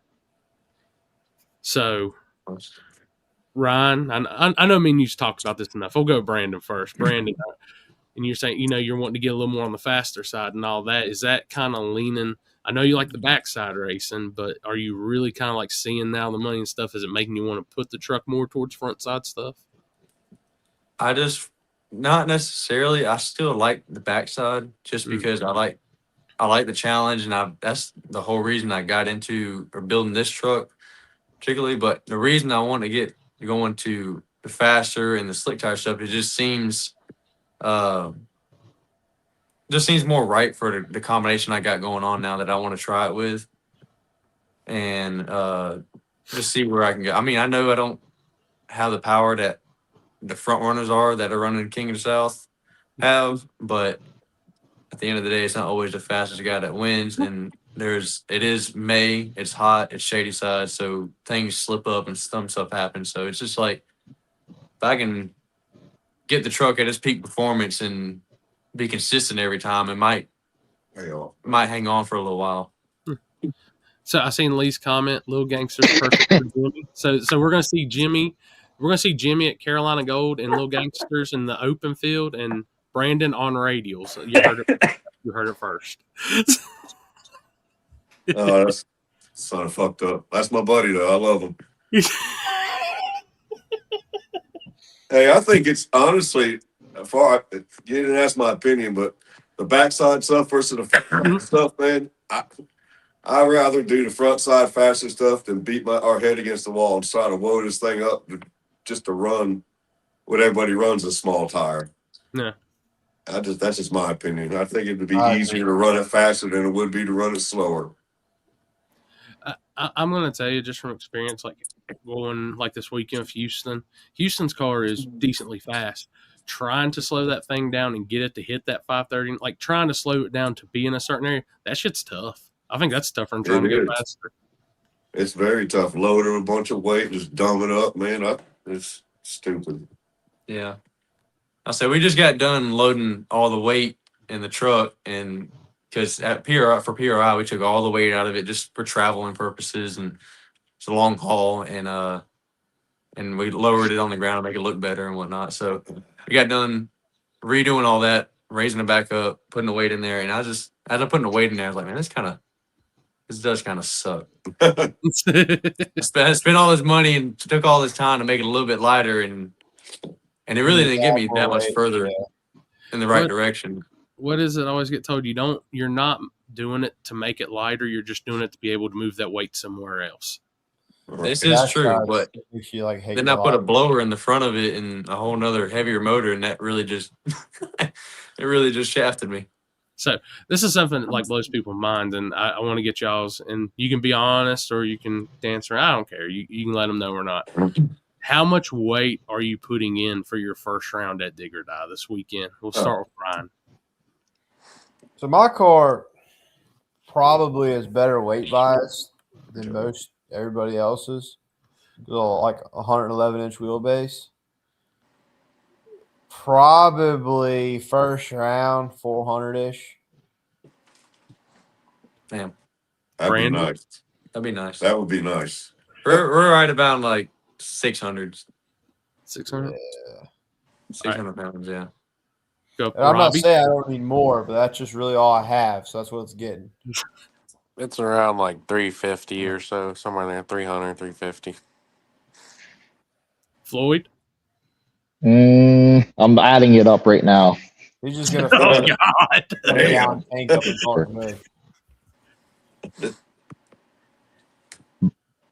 I'm gonna try to have around 500. Yeah. So I think Turbo John's was like, I want to say last time I talked to him at 800. at Rockingham, he was like 800, wasn't he? Yeah, 700. Yeah. I don't know how. Well, he does have iron block, so that makes a big difference.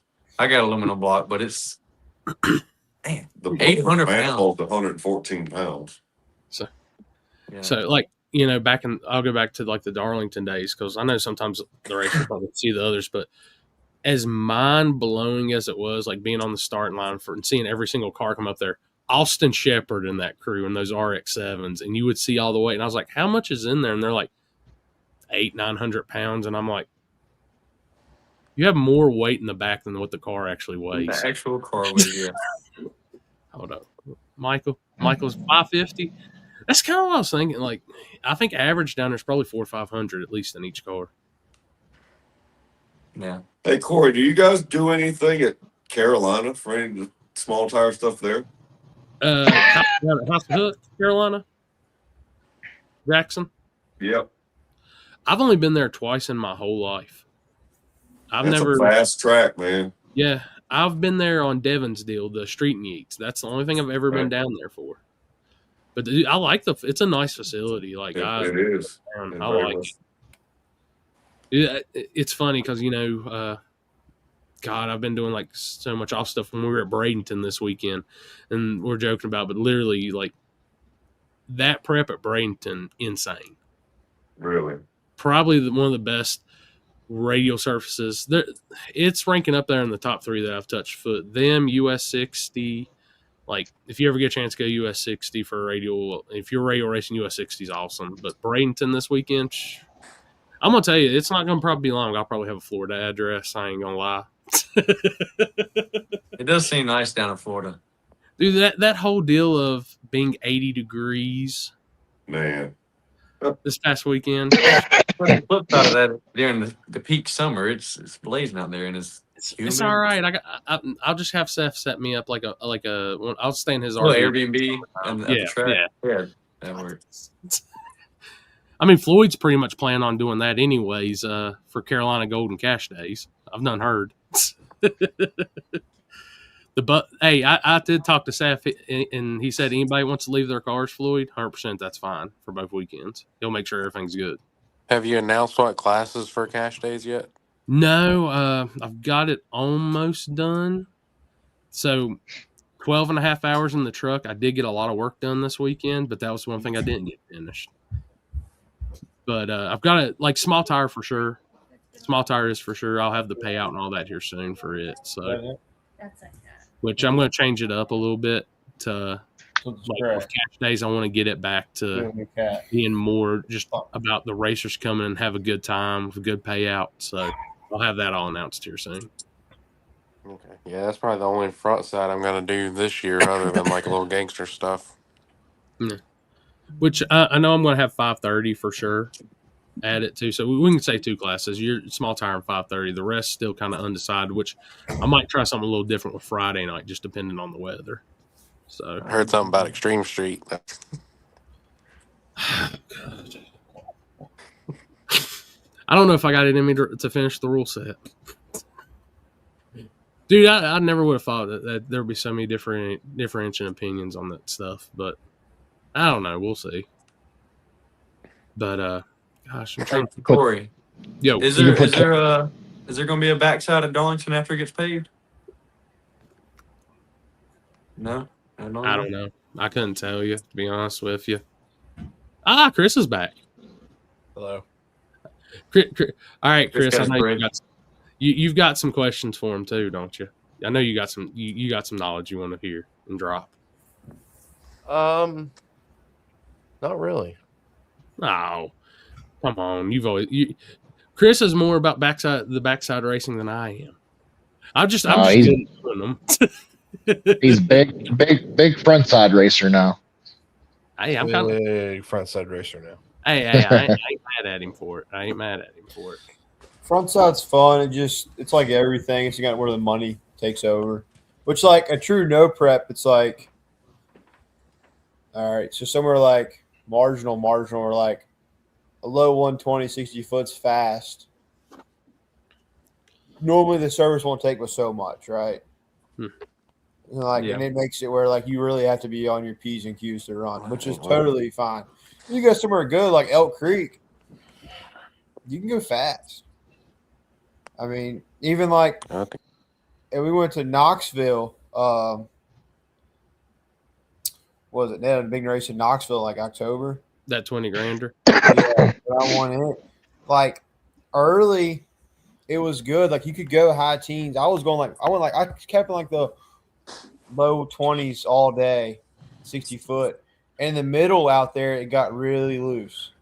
And like that made a good race because honestly, everybody in here can almost run when it took to win it. So it wasn't like it was like, oh, you got to have, a big block you boosted big block and all. Like, I mean, I had a turbo LS deal, and Devin had a blower, and we were thinking a car so at the top. I mean, that was a fun race. Stuff that truly the track's equalizer is really fun. Now, stuff you can throw your power to, it's fun, but like when you're low man on totem pole as far as engine combo, it's like, I'm not going to blow my motor up to go run with these dudes with boosted big blocks or Hemis. And that's like her car, like Shelby's car. I mean, you can completely miss the tune-up early and still go gangster fast out back. So it kind of like, I don't know, it gets to a certain point where like it depends on the surface you're on. Like somewhere decent, like super good, it takes some of the fun out of it because you have such a good combo to do it. Which, hey, I can say we have figured out how to make Shady Side bad, finally. Yeah, I wasn't there. I wish I was. We have figured it out. It's taken a lot of time and trial and error, but we have figured it out. So Cash Days will be a different story this time around. It won't be Fast of the Fast. So, and like King of the South, like last year, it was fast. And like, I think I got down to 16 cars and I was not running that fast. I was the first weekend on that motor. And like realistically, the track was equalized because of the heat. The year before, it was like 15 degrees hotter and the moisture coming up through it. And the track was probably a good 2/10 slower for most everybody. So like that's another thing. Like these guys want to do these 28 races at night, and like this time of year, no offense, all you're gonna do is ruin it for everybody else, especially showing times, because that's just you're gonna take your average people like me, Brandon, that like have normal jobs with normal topics, okay, and then ruin it. And you get people that like can buy whatever, which is totally fine. That's what happens to all racing. But why ruin a class that's built around a tire that won't let you go up so fast? Lee, that's the no prep days, not King of the South. King of the South stays the same. Brandon, you got a little bit of I could hear you got a little bit of feedback going on. No, I keep my sound keeps going out for some reason. Like I see your mine did that. I had to normal. leave and come back. Hold on. Okay. Well, now it's back. I don't know what it does. You good? Yeah, it should be. It's StreamYard. It has its goods and its bad. Trust me. But so what do y'all think? I'll give y'all, because y'all all run backside, no prep, front side, this, that. Clocks on or clocks off? Clocks off. Off. Clocked off. Yeah, I'm clocks off. For me, I think it'd be better if it's off. Keeps Yeah, you I guessing think if it's I don't off. And you know, I've had this talk with a few people, and like even talking with Wes Buck and them about it and stuff. Is it going to get to the point of like, I'll take for example, I seen Knoxville just released their information about that event they're having. It's in the file. It's awesome payouts on it, and how they have, if you lose a round, you get into this race for this much and this much, but it's clocks on. Is that going to deter you from wanting to go to that, even though the payout's there? Oh. Yeah, I saw that event. I would like to go to that event. I guess honestly, it's probably going to just depend on what my schedule looks like then. But as far as it clocks on or clocks off, it's, to me, I'm not a front runner for a track that's going to be that, like, a good track as far as times are shown. So my time's really not going to deter. I feel like nobody ever really knows. the next guy, and yeah, that's the thing. Nobody really knows what you run, so they might throw a hot tune up in there, and you're just an average show that makes an ATV pass every time they get you to each round. So it's hard to say. So I mean, it's just one of those. Is, you know, I don't know. The more it gets brought up, and like I had a discussion this past weekend with Jason Terrell and them about it when we were in the pits and stuff, and just like it's like I told him, it's like I can agree, disagree with everything. Everybody, I'm still friends a couple times. If anybody wants, like my events, anything I've got anything to do with King of the South, cash days, it's always going to be no time. I think it's more important to. I think it's more important to me to put $75,000 on the hood of a car than it is to. Oh God, sorry guys. I still haven't got that fixed, Chris. It's I more. only had one question if that was you or somebody else, but No, that's me. Sorry, guys. It's that Apple that hooked up to everything life. So do you think? Go ahead. Or do you think it's more the racers that would prefer to have clocks on than clocks on, or do you think it's the crowd or spectators? I'll put it this way, Jimmy. I talked to a lot of racers at PRI about it that run this style or have ran in King of the South. Nobody has said they want the clocks on. That's what I think. I don't know. I think it would hurt personally because I know a bunch of people in the crowd, and I know some of the racers, man, that don't run in small tires. Some of the slower guys, I guess you could say, but I got guys that tell me, man, I can't believe that they had to be running 160 mile an hour. They had to be running this, and they have no idea that there's nobody in backside of Rockingham runs. None of them run that speed. No. You know? Well, it's like, even with King of the South, you wouldn't believe how many people, man, they must have been going 360s, 370s out there. Oh, yeah. I know. John Tolley was, but no. National I won't do that. I mean, I saw Robbie's time slip too. I mean, it was pretty gangster. I ain't gonna lie. The salvage title ain't no slouch. No. And, you know, that's what I was telling. I said, you know, because somebody asked me about We the lost fan you. interview. Hold up. We lost Corey. No. Hold up. Am I still here? Yeah. Yeah. Okay. Oh, sorry. West Virginia internet, guys. But you know, I was talking because somebody brought up the whole thing about the fans with me, with King of the South and all that. And I said, I don't have a problem with fans at King of the South. I mean, any of y'all did a burnout through that crowd, you know, there ain't no issue putting fans inside for that race. And then I kind of looked at a perspective of like them saying, like, Fulham was on here, they're going to turn the clocks on for US Street for True 10-5. And I said, in that sense, saying that the fans don't understand it, I can see it because that event is built around times on. Am I agreeing with them showing the times? No. But I don't think the crowd that's at that race understands the class of no time stuff. I don't think they're so used to seeing, I mean, when you see 80 passes between a 358 and a 370, and then you go to a class and you don't see one time at all, maybe I see their point with it. But still, I think I told myself, I think it's going to end up hurting this class over time y'all doing that. I agree. If Eric Eric said he wanted the clocks on, so every time he makes a lick, just turn the clocks on his side. Well, I mean, it's like, me and Ryan were discussing. Elk Creek said they're going to turn the clocks on this year, and I'm like, I think it's going to hurt way more than help there. I like that track in that class, but it's already hurting, and they turn the clocks on, it's going to hurt even worse. And some of these guys still do a little gambling and grudge racing, man. That'll hurt them. Yeah, I mean, I think if they do clocks on up there after the first race, it will be half the cars. I think that all the guys that run up front, the top, Jared and Patches and everybody else that run up front, Brandon and all you guys. I mean, everybody knows what everybody's running just about within a few numbers. Ain't nobody out running the shit out of nobody. Yeah, everybody has ideas. I mean, we're all. We just don't have any sound. Can you hear now or no? You can hear on his phone. Hold on. Hey, Brandon, can you hear me? Yeah, we got you now. Yeah. Hey, Brandon, back out and then come back in. I'll bring you back in. It'll reset everything. All right. Man, I'm wondering about this too, because we were actually just talking about this. Yeah, I was wondering that. What was it? They had 17 cars? Yeah, and there was only 65K at car count. Yeah, so I was going back to see what the. Sorry, this fucking guy, dude. It's King of the South season. I'm popular. Must be fucking nice. I don't get breaks, guys.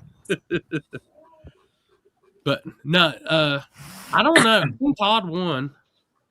He laid down a hell of a lick on that road, but that's what 5K on top and a set of heads. So was that a $1,000 buy-in race? I think, or was it 500? I thought it was 500. Which race is this? The DSSR race they had last weekend on the road and DeSoto. Yeah. I don't know. I just watched the coverage from I don't know about it. That one when you on the Pura. You said there was 5K on top. Dog wants to get in it. The track. He's not a fan of our new cat. Thank you. Damn, so they only that's all they paid out? Wow. So how much did they actually pay out? Well, if there were 16, was there 16 cars? 17. 17? In first round. So 17 times 500 is 8,500 plus $5,000. That's 13,500. Which 5 G's on top of that car count is badass. But the problem is a flyer was done for Unreal car count. Mm-hmm. Right. You know what I mean? That you can say, "Oh, we'll pay $150,000 out at 900 cars." I mean, but you can't be. That's like basing it. That's like putting. I'm paying out $10,000 with 32 cars at such and such buy-in. Like, if you're going to pay something out, just put it in fucking plain text that. Yeah, I'm going to pay this amount out. Like this much on top, and just be done with it. Yeah. I'm a big fan against that type of stuff. So I don't like the whole we'll pay 65 and then that small print, which I've never been about that. I've always as a promoter, I've always said transparency's priority number one. Be honest up front. What you're like, hey, if you can only put 1,000 on top, just say it. It is what it is. Dude, no. I think more racers will have respect for you on that end. I don't like that whole we get this if we get this amount, blah blah blah stuff. I've never been a fan of that. Yeah, that's crazy. I mean, it's crazy to put on that check that amount of money and then only pay that such and such amount, I guess. Now, I ain't gonna lie to y'all. I had to get Seth to go dig up another one of his coffee cans out of the backyard so we can make this payout for King of the South. But I thought you got a lot of coffee cans back there. Dude, you should see his backyard. He's got them Folgers from the first Prince when it was just designed. The fuel drums is what they are, probably. Yeah, no doubt. No, I got on his ass the other day when he was like, I need somebody to come get some of these empty fuel cans. I said, the hell you do, keep them. I said, cut the tops off them. We're going to need them for King of the South, damn it. Yeah, that place gets so busy. Tell him get that propane filled up too. So that wasn't my call. That's Bryson. Bryson is over the propane in the showers. Hey, y'all know this guy? I don't know him. Y'all know Tyler DeMel? He keeps Dude, talking it is about past an my invite. bedtime, big dog. Even the dogs. That's why the dog come up. He's like, bro, we need to go to bed. What's up? That's dig or die week. You gotta get your tune right. I need to work on it. But it's definitely past my bedtime. Has Charles got his car back together? The patches? I don't know. Did he blow it up or something? Jarrett, dude. That was Jarrett. I know that was just the other day. A couple weeks ago, he posted RIP 5.3, but he was fixing it. I told him I had a motor also, and he said it was fine. They were fixing it. Oh, man. Dude, pull apart's just right around the corner. They got 40 race motors ready to go at any given time. I can't really talk that much crap. I've got 3 LS guys on screen. I got a duck, so. Yeah, they're hard to beat for the mining. Well, until you get to like expensive LSs, which is where I'm fluctuating. Yeah, I mean, I every day I'm over here, man, Ryan, come on, it's time for that big block, or just go ahead and do the Hemi. You got this. You got this. I don't have enough car. If I had more car, I would already hoodooed somebody out of one or tried. How far out is Shelby's car? How far on before that's seen on the track? A little bit. I realistically hope that we get it from the chassis shop with a body mounted middle of January. So then we got to do a 10 work, make 4-link bars, put the ring underneath it. I got a floater, and I'll have another car at work that dimensionally should work. So I've got to make 4-link bars, put the inter-roll, shock mounts, mount the struts, put the firewall in it, like all that stuff. Like the car chassis done, the mid plate locations in it, motor plate. I'll have to put the firewall in it. We'll do all that stuff at my work, and then me and her will take it home, do all the tubs, tin work, wire it, plumb it, and finish it. But my boss is a better fabricator than I am, so he can help me do the 4-link bars and all and stuff like that. This poor guy's gonna get a text from me every day. Is it done yet? Is it done yet? What type of car is it?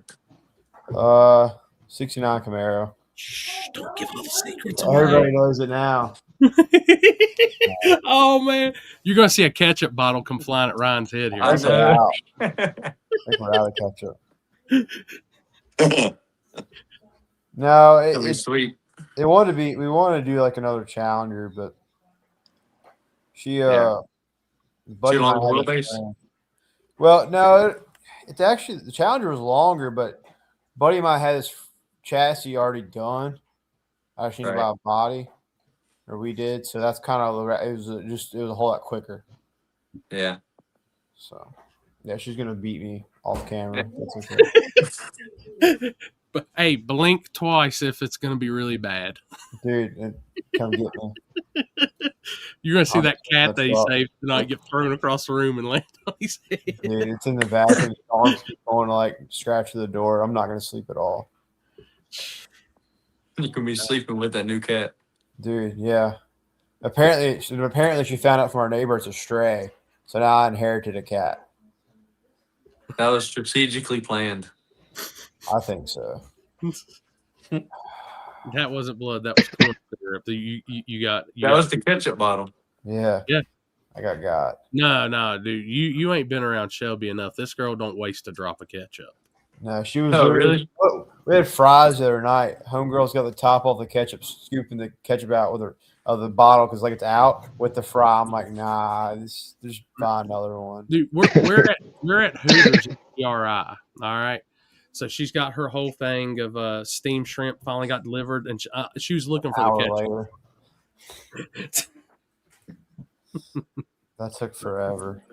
ketchup. We were there for like 3 hours. Let me tell you, in which y'all have had the experience. I think Robbie and Chris Lane are the only ones that haven't had the experience of hanging around Bryce and Buff yet. I'm pretty Keep sure the pictures coming. Don't let them get empty. Brandon, What's that? you've had Bryson float around the pits at your pit before too. Yeah. Take him to Mexican. The only thing we heard him at PRI, you seen Bryson walk around, keep the pictures coming. Who wants a shot? Keep them coming. Yeah. Just keep them. Yeah. Don't even matter. I don't know. Yeah, Pro Mod Luke, he said he might be able. I messaged him earlier about it, and he said I'm still working. I was like, dude, the show's not till 9. I don't know where he's at, Chris. Oh, I'll give him hell this weekend. We're putting him on 360 cam duty. We got to take some of the load off Shelby this weekend. You'll get one round out of me, and I'll be over. We're still out of ketchup, by the way. I will bring her a fresh bottle of ketchup to Dig or Die just to run my 360 camera on the car. A freaking gallon of salsa, though. We didn't buy. So I like chips and salsa at night. I don't know why. We had to make sure we stopped last night and got a thing of salsa, and she's giving me shit about it. Dude, she can't win that art. There's not a person in this group chat that doesn't love a good Mexican restaurant chip and salsa. Dude, I got Salsa. the dogs will eat it with me. Dude, Queso. you eat chips and I'm more salsa on the queso side of things, but I do like good chips and salsa. every single night. I have to buy a gallon a week. Not really. Yes. Not quite. So I got the dogs that eat it now too. They're like scared. I'll be in bed and they'll be like sitting on both sides of me. And they'll look at me and I'll like dip I'll put like not a lot of salsa because they'll like get upset or whatever. Dude, they'll devour a chip. Chip with no salsa they won't eat. With salsa they eat it. They got fire taste. Run your ass around the backyard after that. All right. I'm just gonna let, since Chris Hall's asking, I'm gonna bring the question up. What do y'all think on the no live I want feeds? to hear the opinions on no live feed. I think we can just go live and just say, Yeah, anyway, I don't know. What are you gonna do? Fight me? I doubt it. I mean, it's really the only way my mom can watch my passes because she stays at the trailer when I go up. I don't know how many times we have to beat a dead fucking horse here, but eliminating a live feed doesn't affect your race. She's literally paying the gate fee and still watching live. Running your race poorly affects the attendance. Sorry, not sorry. I'm tired and I don't give a fuck tonight, but facts are Oh facts. God! Oh, leave that cat alone. Y'all, give me some sourdough bread. We gotta calm Chris down. He's Somebody on. pissed in his Problem bread. is, I agree with him. Like Facts, my parents, facts. they don't come. Which my dad just had knee surgery, so he's like, we're not dragging him. He be limping bad. Is he coming? I just got the phone with him. Is he coming? He wants to park in VIP and possibly sit in the grand. Never mind, my dad's coming. But if he wasn't coming, he would have to watch the live feed or Shelby's He doesn't video. know for sure. He doesn't want to be a pain in your butt, is what he told me. He's around the smart car. So apparently my dad's coming. But anyway, if he wasn't coming, he'd like to watch live feed. Okay. Look, just get him a wheelchair. Y'all can pull him behind y'all and y'all push the car up. Nah, he can sit in the smart car. That's the only reason we bought it, because like that, and I got another daily. I like watching the live feed in the lanes. That way you know what's going on. Yeah. Oh, for sure. Yeah, she likes to watch it at the trailer. Like, in the summer it was so hot, we'd go in the motorhome and like watch it on the TV. And like when they called small tire, let's go get the car ready. That's happened before. Yeah. I was waiting on Brandon to say, I don't know about the live feed. I was like, it's King of the South season, don't you, Brandon? Yeah. You better agree or you're not going. No, I don't think it really hurts it at all, but because if somebody is not going to want to go to a race, they're not just going to. I mean, they're not going to the race to watch the live feed. They're going to watch the race, but at the end of the race, they'll just watch somebody's coverage of the race. It doesn't have to be from a live feed. They had other reasons that they didn't want to go to the race. Essentially, is what I'm saying. Yeah, it's not like it's Not gonna because of live feed. hurt it because they're going live. I don't need to go. If If you're about it and want to go and be a part, like Dig or Die is cool. Like I suck at backside racing. There's like a couple a year I do. Dig or Die is normally one of them I try to hit just because, like Turbo John said earlier, the atmosphere is badass, right? It's cool. It's a lot of people. It's like the King of the South, but for a backside race. It's gangster. It's got a good name. People like going. It's cool. The people that don't go because they're live feeding is so small. If it is even a percentage, it's unreal. Yeah. But the fact didn't you pull your stats, Corey? Didn't you pull like stats from the last live? Yeah. I mean, I'm not gonna like if that's their call.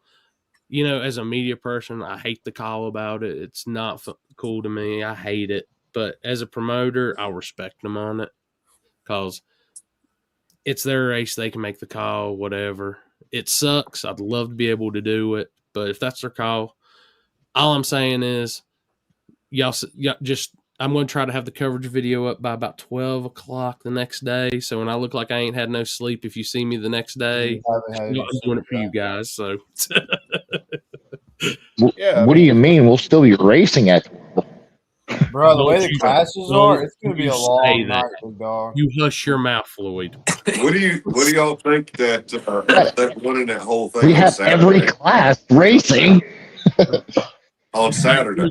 Too many questions at once. All right. Bradshaw and them are going to be like NASCAR pit crew.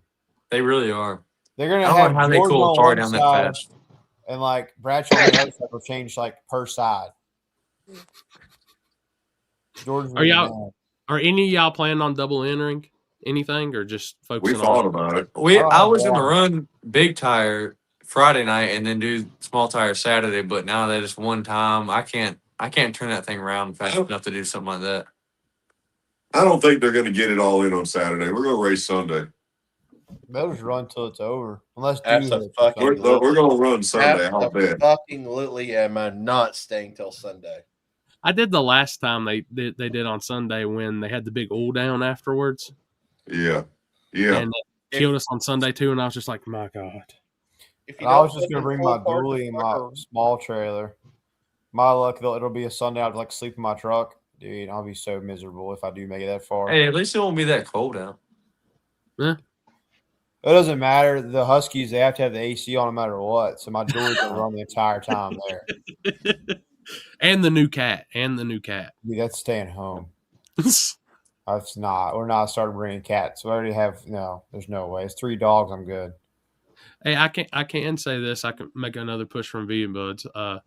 Me, Drag or Die, and Dirty Dollar 7 we're all staying together. So there should be the most fire videos popping out, like with all of our ideas going. Is that one room? Are y'all not saying in one room, are you? Is that enough? It's one house. How are we going to be able to? Huh? We're all in one house together. Dude, the internet won't sustain it. I know their internet's gonna be out like. Dude, I'm gonna be at the house and I'm like, all right, y'all go ahead and upload that. I'm gonna take my Starlink outside and see. I don't know. You can't put us 3 together and not get gold out of it. So, nah. See, Devin's already said we already know you're snuggling with Ken. It's all right. We got this. Corey told me. As long as you got chicken nuggets. Corey told me how many dudes were staying in this house, and I said, absolutely fucking lootly not. I'm staying by myself. If it sounds like this, it sounds like it's going to be another one of them like War in the Woods was that year where we started at 11 o'clock. Oh, started at like 10 o'clock in the morning when we got there, and then I walked back into the hotel at 11 o'clock the next day. Sheesh. Damn.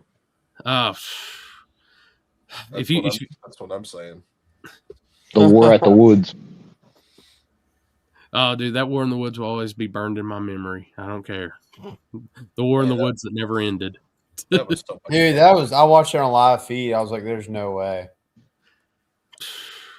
Hey, I am going to put it out there because Robbie and Floyd have been there, and I know they're probably going to be dropping the dates on it soon. I know you like doing the backside races, Brandon and Ryan. You like doing them, especially on the faster surfaces.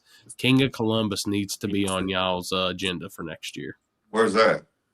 National Trails Raceway in Columbus, Ohio. Right outside of Columbus, Ohio. It's Durana, but National Trail Durana. Yeah. And Yeah, is that the front side you said? no, it's a Backside? backside race. Is that the really wide track? It's really nice, flat, and It's No, bumpy. it's not very flat. It's like a motocross track. Is it's just really wide though, right? I can't. I mean, It's how did- wide. okay. You got a lot of lane to use.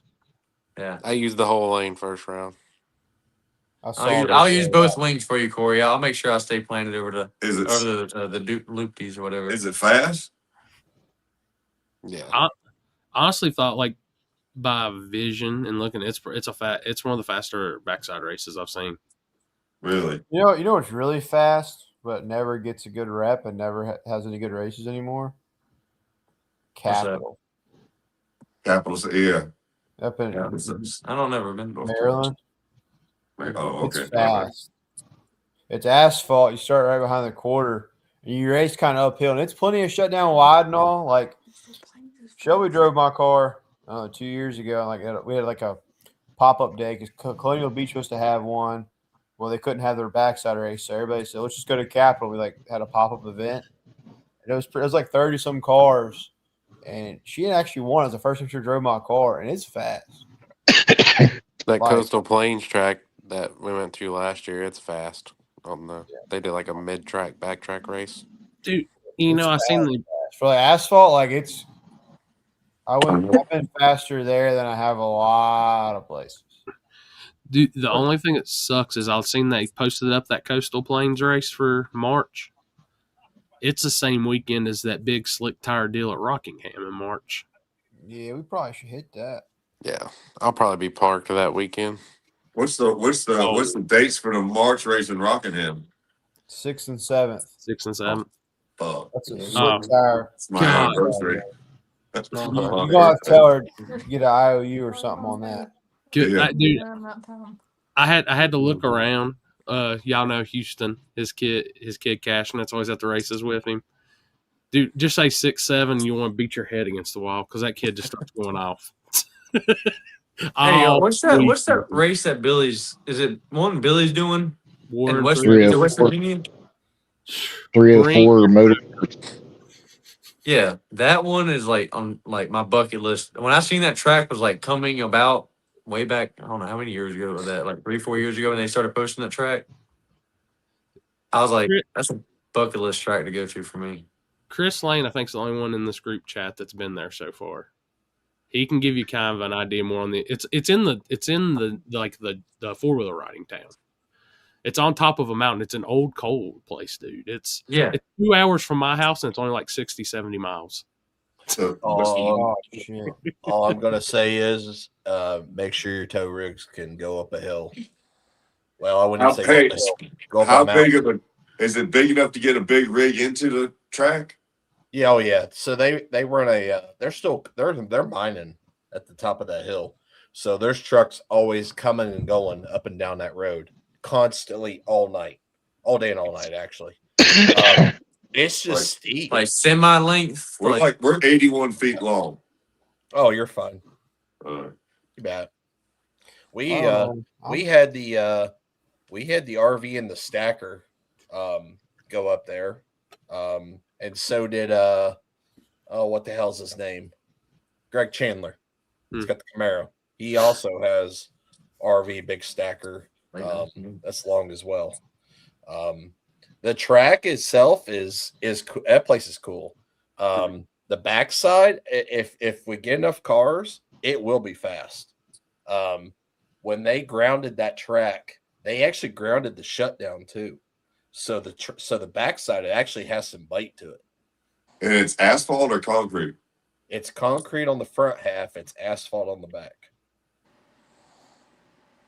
But the only thing that I will say is that it used to be really bumpy because before they actually had the track operational, they set heavy equipment on it because they were obviously mining up there. It kind of fucked up the surface a little bit, so that's why they grounded it down. But there are still some bumps, specifically in the left lane.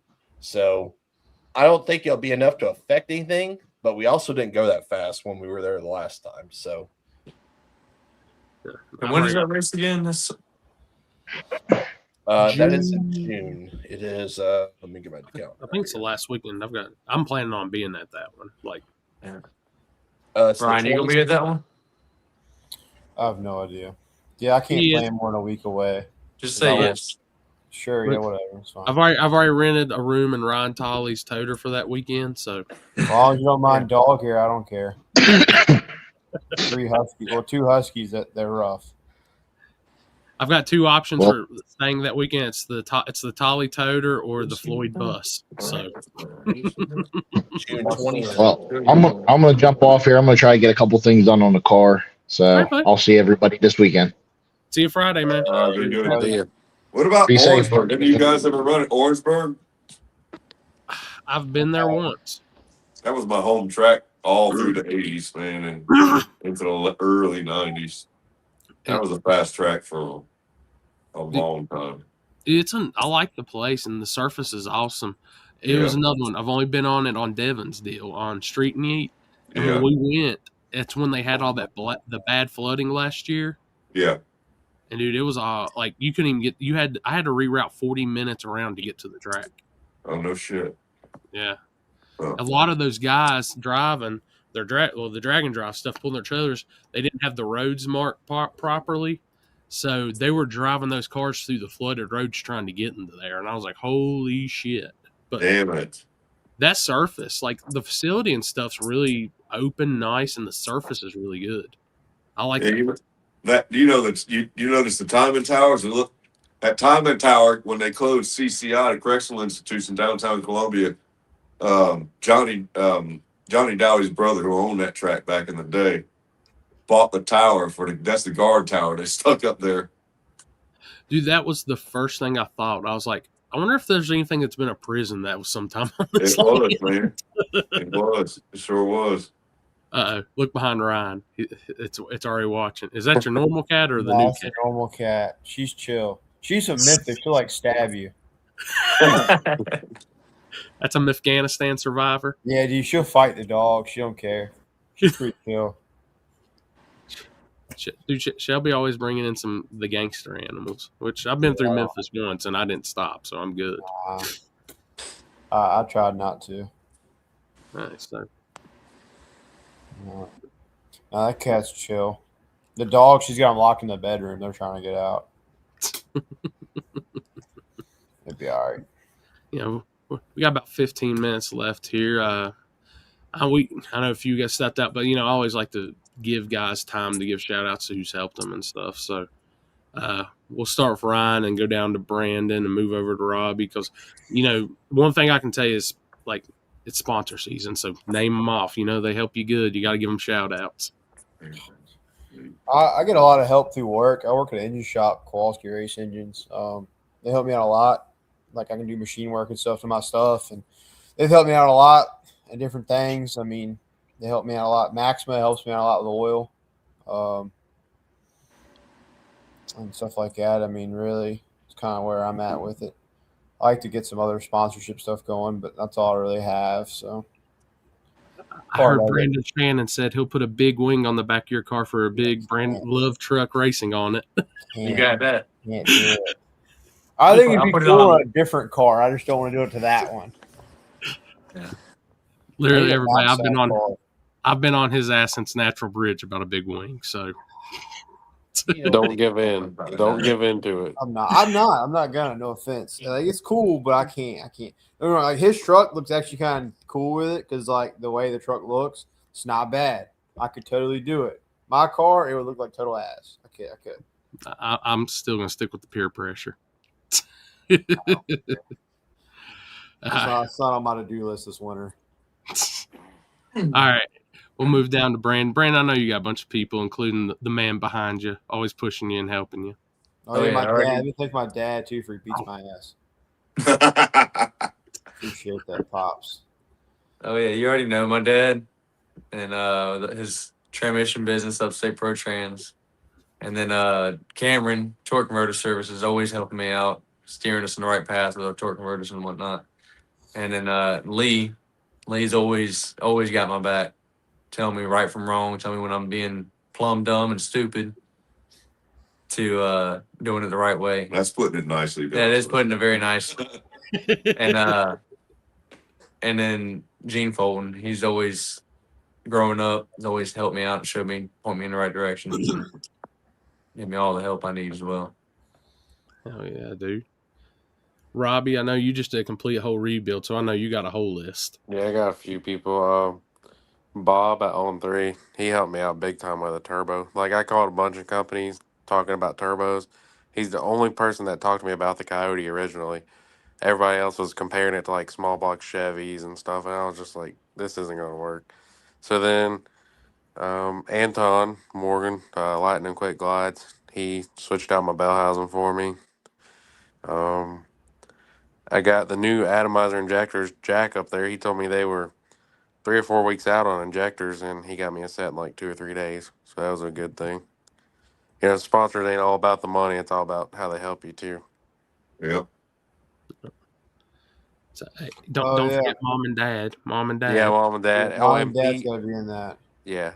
And Pete at Circle D, he hit the nail on the head with a stator first try. He did really good on mine too. Hey. I was like scared. I was not scared, but like leery. I've seen a lot of people use it. I've also seen people some have issues, but I think a lot of the issues are self-inflicted. And honestly, I haven't changed the stator in my car all year. Oh yeah, dude, they're good people. Dude, Circle D was always a good. I like them. I like Cameron and them too. I don't really think there's a bad converter person anymore in this game. As long as you work with a converter guy and you give accurate information, you can kind of do whatever you want. That's exactly right. You just can't call them up, and you got to give them information. You got to give them. And they're going to want to know, like, hey, we're what's your making line pressure? 2,000 horsepower. They need data. And so, like, when you have data, it makes a big difference. That's right. I like Pete's. Big old. He's got like 20 or 20 about to die. I got to shout out my baby mama while I've been working on my car. She's been at home all prego. See, Brandon forgot his, so I was going to remind him again. You got to thank the wifey, Brandon. The wifey she let me skip all the holiday stuff to work on my car to make Dig or Die originally. I would tell Ryan to thank Shelby, but she's still going to throw something at him no matter what. She's going to beat me up. Yes, Ryan's going to get an earful after this podcast. She's going to hit me with a pillow and I can try to go to bed. Hey, so I forgot this. So Robbie and Ryan are veterans of the show. Brandon, this is your first time. Yes, so it being is. your first time, since we're getting to the end, what is the worst hotel story you have for us? A hotel story? Like the worst experience ever at a hotel you've had. All right, when I went to Vietnam for work, we stayed on the river, and like my room had mosquitoes. Like it was and frogs. And frog. Yeah, lizards. I woke up watching a lizard run across my headboard. I was like, and it's on the river. It was rough, and it wasn't. It was supposed to be a resort, but it was a bungalow, if you will, at best. The pamphlet lied, in other words. Yes. The company was trying to save a buck. Speaking of Corey's stays, that's probably about as I guess I don't travel as much as y'all do, so I don't really have any hotel stories here. Buying Toter Home was gangster. We used to sneak all the dogs in hotel rooms. That's rough. Seen this. Because the Huskies are so loud. So like now, like I don't mind going anywhere. I'll just stay in the motorhome. Yeah. Hey, before we go on, I know Chris has something to say. Can y'all please chip in and tell David Tabor to shut up and stop trying to sell his car? He needs to put a wing on him before he sells it. I entered a raffle for him. He's like, oh, don't tell. Oh, wow, she always gonna know. He was like, yeah, I entered a raffle. I paid him. He's like, buy another spot, you get one free. Buy two, get one free. I was like, sure, anything for you. I bought 2 spots. She doesn't know that yet. So I'll really get hit in a minute. We're going to see Ryan this weekend. He's going to have 2 black eyes, and I'm not even going to question it. I'm just going to keep walking. No, I deserved it. Right, what were you saying, Chris? I'm sorry about that, dude. You apparently must not be staying in Hampton Inns too often anymore, because I definitely stayed in one last night, not by choice, and the fucking air conditioner didn't work. Austin. Dude, we were home to sweets this weekend. It was nice.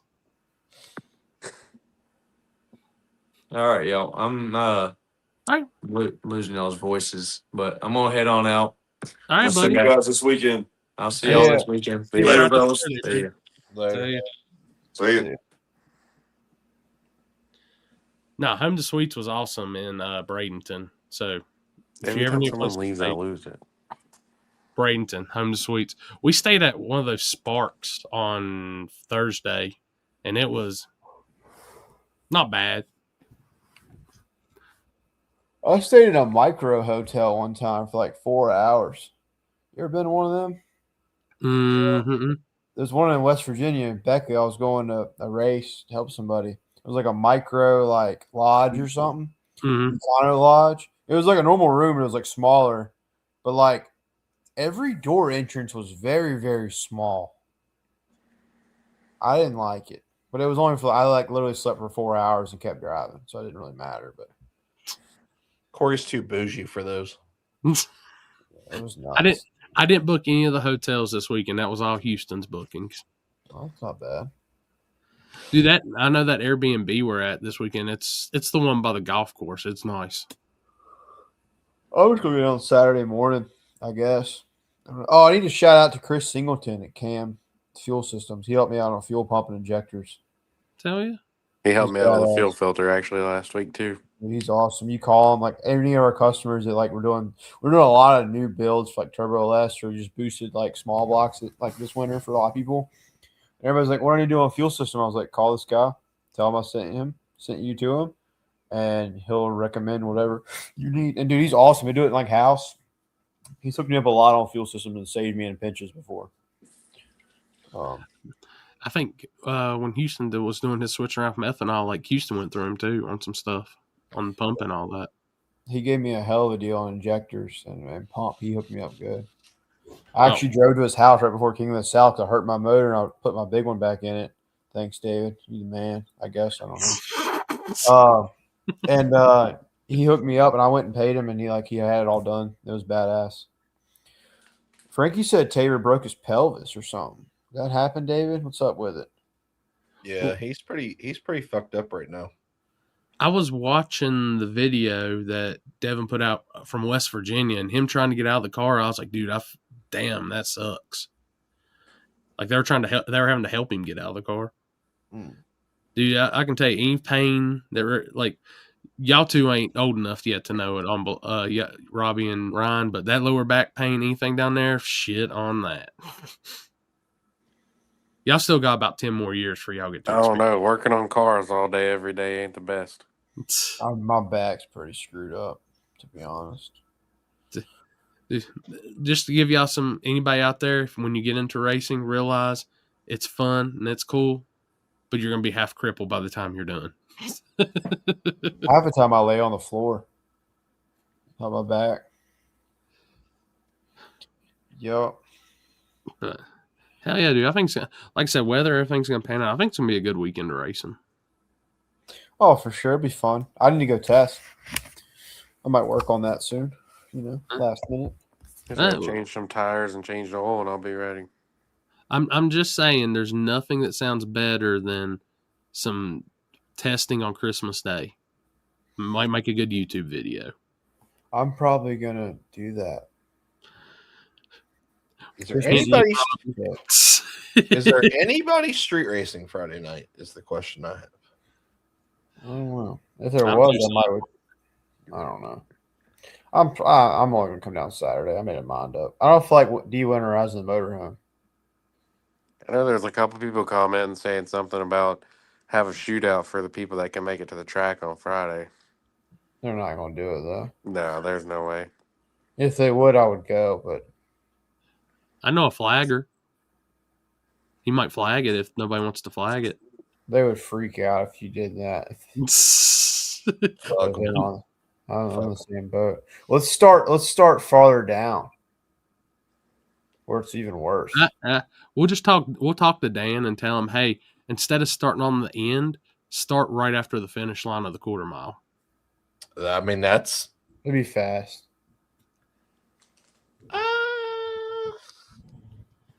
Maybe. I'd like to see it done. I'd like to see it done, personally.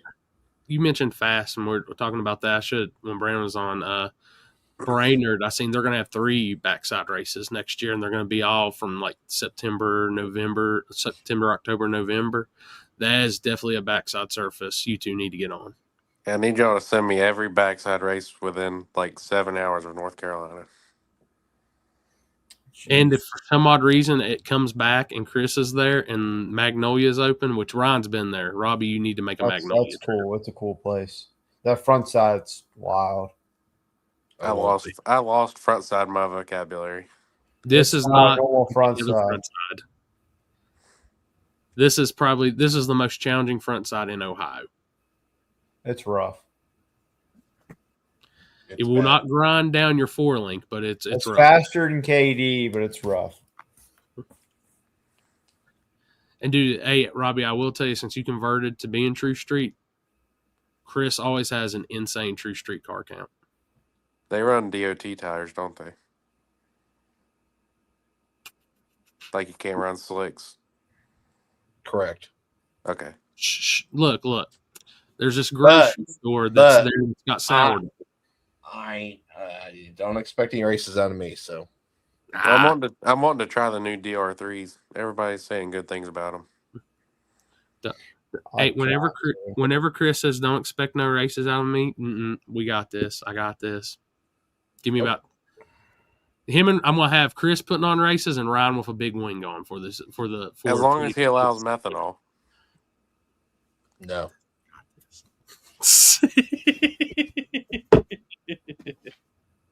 Shoot, guys, we about hitting that time, so I appreciate you. I'm gonna check on my new cat.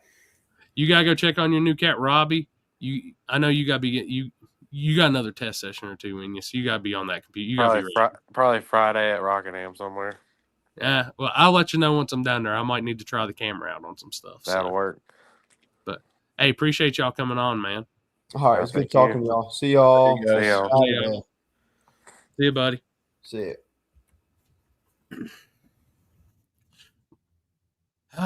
Chris, so you ready for another warm weekend weather? Yeah, because it's 37 degrees. Yeah, I'm not even looking at mine. I instantly walked outside today after my flight, and I said, "Why the fuck are we here?" Dude, I had that same feeling once we got back into North Carolina, and it went like you watched the temperature just massively drop. It was insane, dude. Like, I've always been the type of person that says, "Nah, I've been never one to consider moving to Florida. I don't want to do that, nothing." But I was like, after this weekend, probably not gonna be too hard to talk me into it. But yeah, it's yeah, we woke up this morning, even at like 4:30 this morning down there, like it was chilly, but it was like hoodie chilly. It was just nice. I got spoiled. I'm telling you, being able to wear shorts and stuff for those couple of days, just give me back that weather. That's all I want. Yeah, for sure. But we might be heading back down there here in the next week or so to pull the engine in the car and get it back to Henson and get it ready for US Street. So we'll see what happens here. Countdown's on, month out.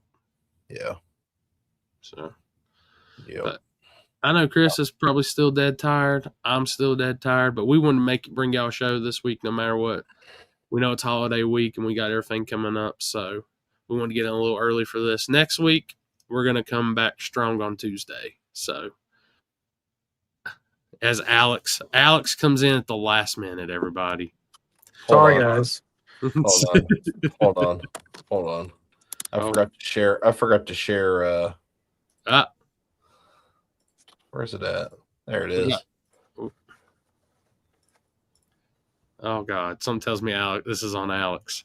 Probably. Well, his name's very fitting.